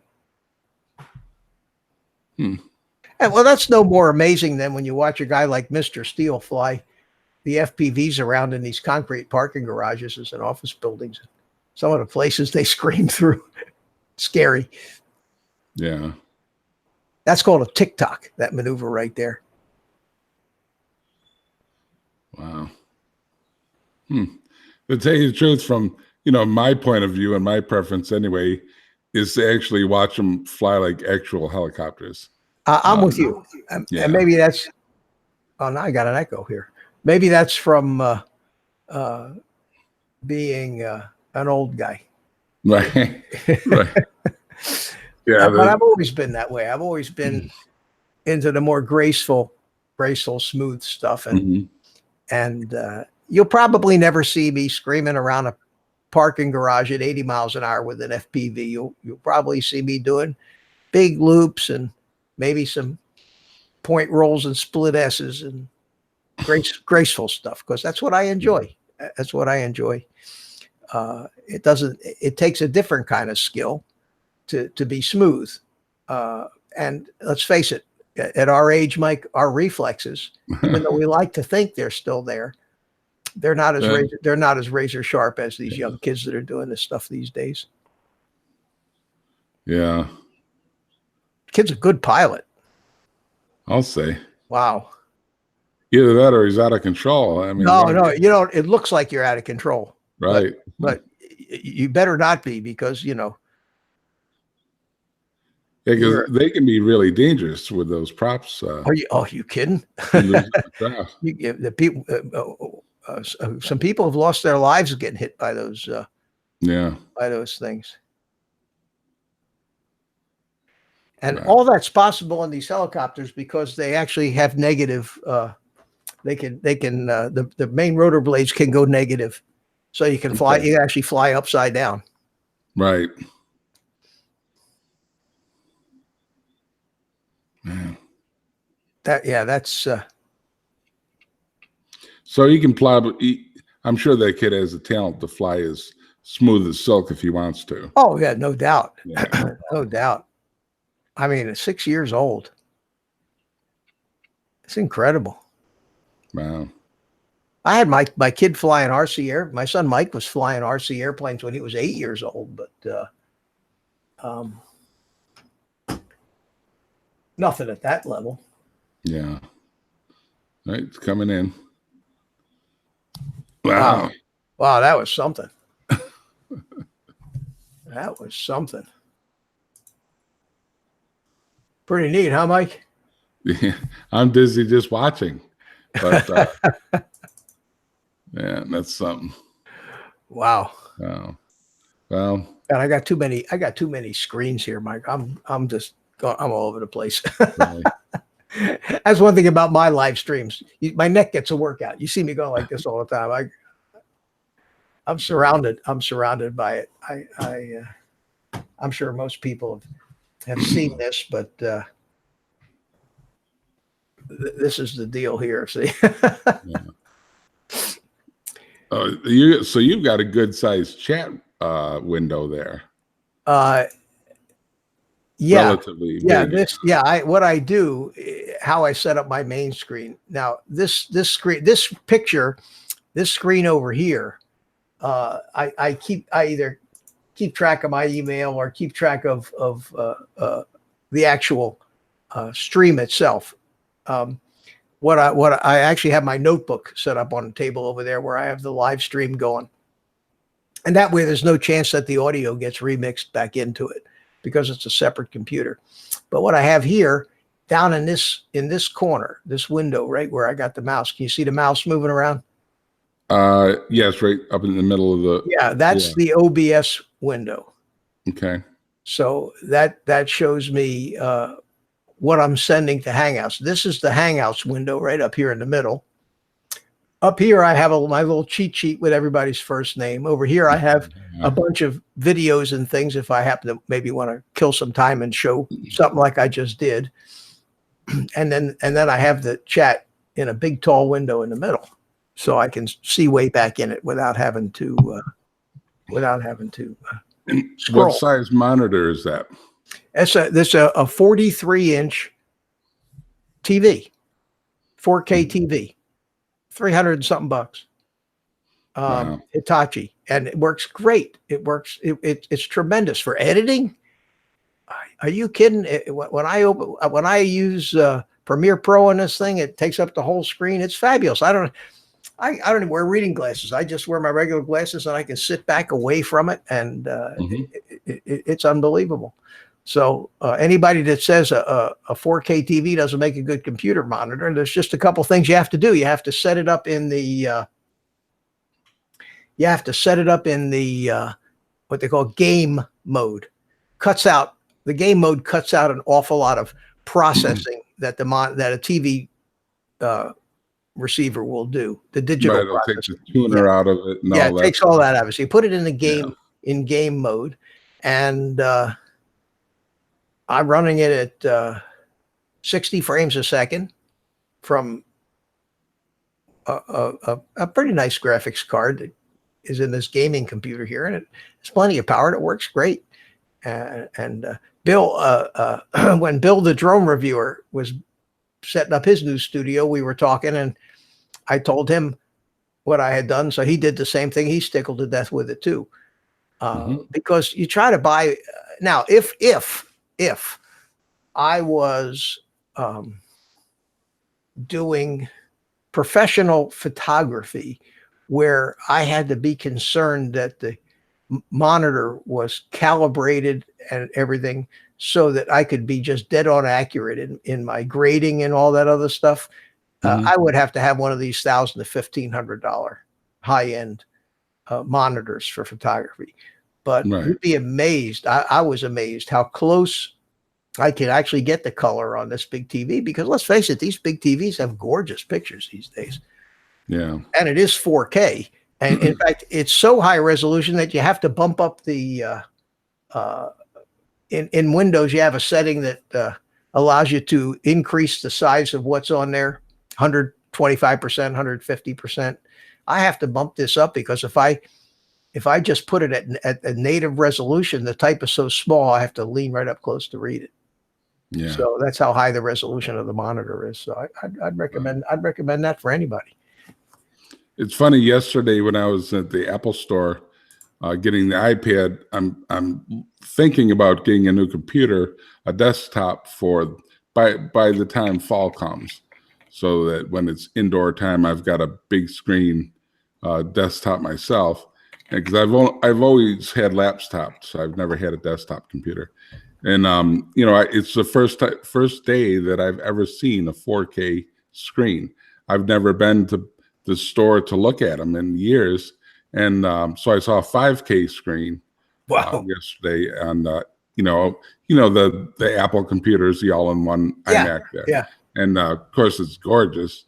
I'm just deciding on the way I've got my office set up, not here in the kitchen, but I've got a little proper office as well, and which size screen to get. And the big one would be nice. I just got to determine, how far away I'm going to be and all that kind of thing. You don't want to be too close up on it. But boy, you know, things look a whole lot different on a big screen than they do. Oh back yeah, then. those iMacs. See, I'm not a Apple guy, so Yeah. I don't know anything about them, but I've seen them, and I'm learning. I've always been a PC guy and all that, and but since I got an Apple laptop with a SSD and then the iPads and iPhone, so I'm bought in, you know, to the system. I know there's PC people and Apple people, and you know I don't. You know, it's just whatever works for me. That's all.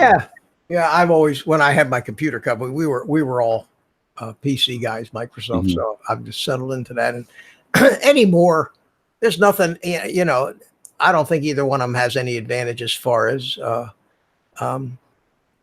what you can do. Any program, especially in the professional graphics stuff that I use, the Adobe suite, doesn't run. I don't think runs any better on an Apple than it does on a PC anymore. I don't have any problems with it.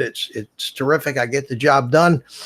I like PCs for the same reason I like Android. It's not as closed a system, and I have a lot more flexibility, a lot more ways to get in trouble. You know, I see above and beyond us here. Jim, how are you? How you doing? Hey, Jen. He was with us last week. Yeah, wasn't he? I sent him a link. I sent everybody a link. Everybody got their email and said, Mitch, you know, He's that guy who keeps cutting in on Ken Heron's time. Yeah, well, you got 15 minutes yet. Right. You got 15 minutes, and then you got to get past the pigeon jerky stuff and yeah, and then take 5 minutes the obligatory 10 minutes of technical difficulty. right. Not that there's anything wrong with that. I've We know certainly that. experienced my share of that. Yeah, he's fun though. I enjoy his show. As corny as his jokes are and everything. Oh, I think he's a very entertaining guy. Yeah. and the corniness of it. I enjoy his show. Oh, hey, there we go. Oh, he's gone. He's gone. He was here. Jim Who? was here. Jim, he was here, and then he's Oh, gone. jeez. And here's one for Spike. Crikey. There you go. Got to give Spike his obligatory crikey. Yeah, Jim popped in. I saw his face up there for a second, and he said something, really? and then bingo. Pop back in then. Come on, Jim. Yeah, I saw him for a second now too. Yeah, just a second. Get your act together. I figured we'd have too big a crowd in here tonight, and that, I think Mikey has had enough of us or something. He's got, you know, he's upping his game, I guess. And he's a big star now. I joked with him. I said, "Yeah, you don't need us anymore. You're a big star." He did comment on he was the first one to comment on my little video that I put up today. So it was good to see. It was there he is. Oh, There he is. he did comment on he was the first one to comment. Turn your sound off there, James. Good to see. It was there he is. Oh, And of course, I can't hear him. no, he hadn't said anything yet. Oh, Do I have to unmute anything? I got two. No, you're fine. We can hear you. You just got to open your mouth and talk. Mitch, why but do I have can't. two That's cameras? here we go. Chats again. Why do you have what? Two cameras are running. The webcam on the computer is showing, and so is the 922, the Brio. I don't know. What's You're my guy, Mitch. well? Which one are you? Which one is actually photographing you? Let me see. That the one, webcam. yeah. That's the webcam. Well, the other one is the computer's doing something with it. If it shows that it's on some program you got going, or maybe Google Hangout, something is tapped into it because it's turned it on. But this is the camera that you're using. Now you can go into Hangouts and switch to any camera you want. Oh. You know how to do that? Mouse over the Hangouts window, go to the where's the settings where the wrench is. Oh, Yeah. To the settings where the little control room is, and then somewhere in there's settings. The up top there is gear. It says settings, and it's gonna ask you what camera you're using and what microphone you're using. Yeah, that worked. Yeah. So now you're on the Brio, huh? You adjusted my audio level. Yeah, that's the Brio. I did. Yeah, I brought your audio a little bit. I have the power. I can do that. So I should be able to hear him now, right? You should be able to. I don't know if you are or not. But no. I'm going to pop out and pop right back in Oh, again. okay. I Is hate it- doing this, but I got. Is this what happened to us last time, Mitch? Well, Mike Roche has that problem, and then for some reason, I don't know what it is about his Google thing, but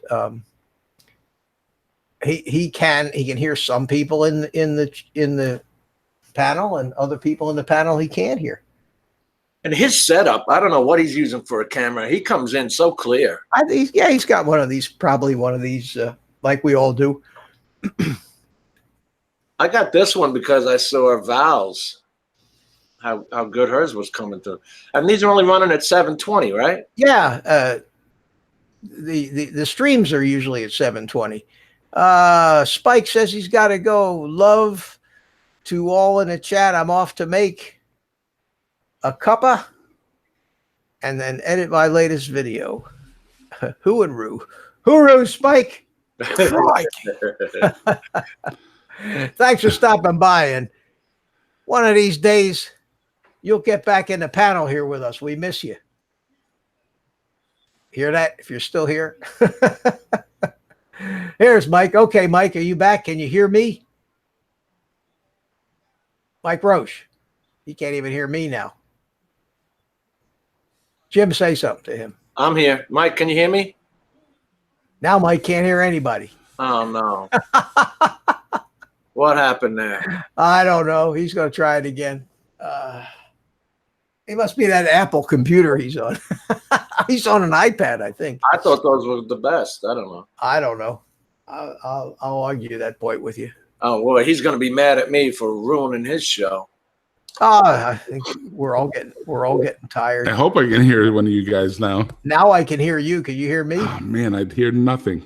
Nothing? I hear And you. the funny thing is, though, on the screen where, the little green dots come up when you talk, Yeah. and the little windows, I'm not seeing them for you guys. Can you hear me? And I don't have you muted or anything. Huh. So I don't know what's up. I hear you fine, but you wouldn't know that.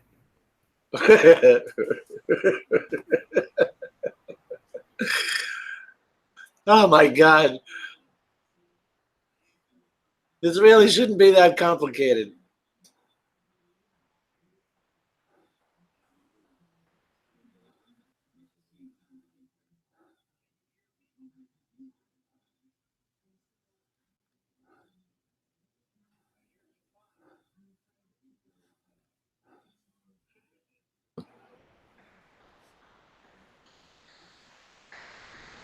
Huh.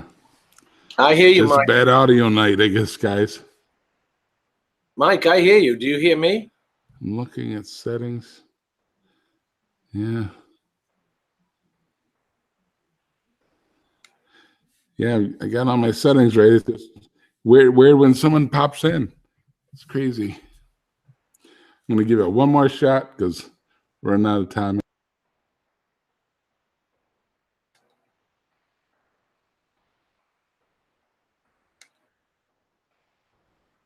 Can you hear me now? I hear you. Oh, Mike muted me too. Yeah, he muted me a second He ago. muted everybody. Yeah, I didn't realize he could do that, but I guess he can. How can he do that? I can't do that. I don't know. I'm the one that initiated this thing. There's something really strange going on with the way he connects to this stream. So, I only have control to mute myself. right, he shouldn't be able to mute somebody else. I can mute anybody else, but you guys can, and the fact that he could mute me shows me that something Google is really screwing up, big time. So who knows? Hey, we got 5 more minutes, and What about this weather, Mitch? This has been crazy. and even if it was good, the friggin' love bugs are driving me nuts. You can't fly in with those love bugs. They were just starting when we were out the other day, and I think they're almost done now. Finally. Does everybody know what love bugs are? I tried to explain it to everybody. Can you hear us now, Mike? I hear you, Mitch. You were muting. I was ready to strangle you. You were muting me. You muted me. And now I don't know how you did that because you're not supposed to. So somewhere Google is really screwing up. Yeah, well, on my little corners, I can mute your sound. Yeah, but you muted my sound for everybody, not just for you. Oh, geez, I'm sorry. So stop it. Are you there, Jim? Yeah, and you muted me too, but it said that you muted me. Don't hear Jim. Mike still doesn't hear you. Man. Oh, well, we won't worry about it. You know what? I think even with the problems we had last week, if you're only going to have 2 or 3 people on, Skype is a much better way for me to do it than to use these Hangout things. You remember when I went out? Yeah, because this isn't just us. This is this Google Hangouts has been doing this to a lot of people lately, and not just when I'm in the house. So I know. No, it's not just you, and it's not just me. Hey, Artco is in the house. Hey, man, you got here just in time. We're about almost ready to shut it down, but glad you made it. Thanks for stopping by. Hello and goodbye, Art. Yeah. Hey, Art. You know, I start this at 6. And you are more than welcome to join us in our panel some night. Love to have you. So all you got to do is email me your email address. And my email address is in all my videos, and it's simply oldguyandadrone @gmail.com. And if you send me your email address, I'll put you on the list. And when we start these things, you get an invitation. Love to have you in. I think, I don't know if we've ever been on any panels together, but be fun to talk to you. So, yeah, Art can ramble off the one-liners like Rodney Dangerfield. Oh yeah. Oh yeah. He's a professional comedian, isn't he? Yeah. And like I always say, with 10,000 unemployed comedians in the country, that's the place to be. We found one. Yeah. It's like drone pilots, professional drone pilot. Yeah. With 10,000 unemployed professional drone pilots right now. Rodney Dangerfield, man. I loved that guy. I was watching that new Planet Earth, or it's called Our Planet. It's part of that Planet Earth, and they did 6,600 drone takeoffs. They were using the Inspire 2 on there to get those whale shots and stuff like that. Oh yeah. And they were saying that they were using them for the first time because these helicopters don't have the fuel to go out offshore and then, film and then come back. So I can't imagine how they did that in the past. No, they had to take an expedition ship with a helipad. Right. And now that with the drones, hell, you take a rowboat out there. Oh man.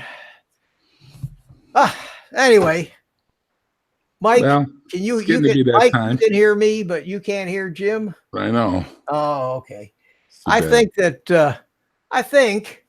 let me bring my music in here. You remember what happened last time when I popped off and time to light up the cigar, Mitch. Time to do that. You know what I'm gonna do? I'm gonna go out on my back porch, and I'm going to. First thing I'm doing is I'm gonna get out of this fancy tropical shirt, put on a t-shirt, go outside, light up a cigar, I watch Ken Herron, but I probably won't participate in the chat because it's too crazy, and I'll have my cell phone now. I have a Google Chromecast in my TV out there, in my on my patio, so I just cast it right from my cell phone, YouTube, to this TV out there, and it's great. It's great. Drone Kings in Darwin, morning all. We're just about shutting down right now, my friend, but thanks for stopping by. And props off, Sleeping Bear. Thanks for stopping by, and come by next Tuesday, Thursday evening at 6:00 Central Time, a little earlier, and we'll do it again. We're going to limit it to 2 hours now, so we can get out of out of Ken Heron's way, and 2 hours of these things is enough for me. Yeah. So with Hello that, to him though. Thomas O'Sullivan. oh, he just got it here. Hey, Thomas, how you doing? Get here earlier, my friend, next time, and we'll get you on. I thought I saw you here earlier, or I don't know. I'm getting He punchy. gets around. Oh seen man, I'll tell you, it's late over there too, where he is. It's getting later. Yeah, Anyway, guys, Mike, Jim, thanks Thank- for stopping by. thank Thanks you for again, stopping Mitch. by, and I hope to see you. I love having you, Mike. It's fine with me if you want to be a regular here. If not, that's fine too. But Yeah. you're always welcome. Thanks. Jim, All even right, you. Mitch. Okay, buddy. Hey, Jim- listen, we got to get Jim, together and take go care. I flying don't here know pretty if you soon. can hear me, but sorry I can't hear you. But hopefully we'll get connected one of these days. But good to see you anyhow, and I'll say goodnight to you guys. All right, Mike. So Take it easy, and see you on the next All right, one. take And care. if everything works out the way it's supposed to, watch out for me on Tuesday night on Val's stream. And Val, Tuesday night, okay. right? And Val doesn't know it yet, but I'm going to probably ask her as many questions as she asks me, because it's about time that somebody grilled her and learn. Yeah. All right, buddy. Bye, everybody. Okay, take care. And that just leaves me, and that's where I started. So I will crank up my music a little bit. I've adapted this as my theme song. And for those of you that are still here, thanks a lot for stopping by. And I hope we didn't bore you too bad tonight, but I always have a good time with these things. Now I'm going to go out on my porch, light up a cigar, and watch Ken Heron do all the work. Spike, if you're still here, you take care, mate, and you be good. And here's a little bit of this for everybody. And this is very important. Offer no purchase necessary. Offer valid at participating locations. Void where prohibited. No animals were harmed during the production of this soundboard. Subject to change without notice. Side effects include dry mouth, occasional pig snort or two, sore stomach, teary eyes, achy jaws, and whatever tingles well. Laughing hard. Okay, the lawyers are happy. And I will see you all probably Tuesday night at Valve's and then next Thursday at 6 here. So take care. Take the rest of the day off, guys. Go fly your drones and have a good evening. See you in Ken's chat room. Adios.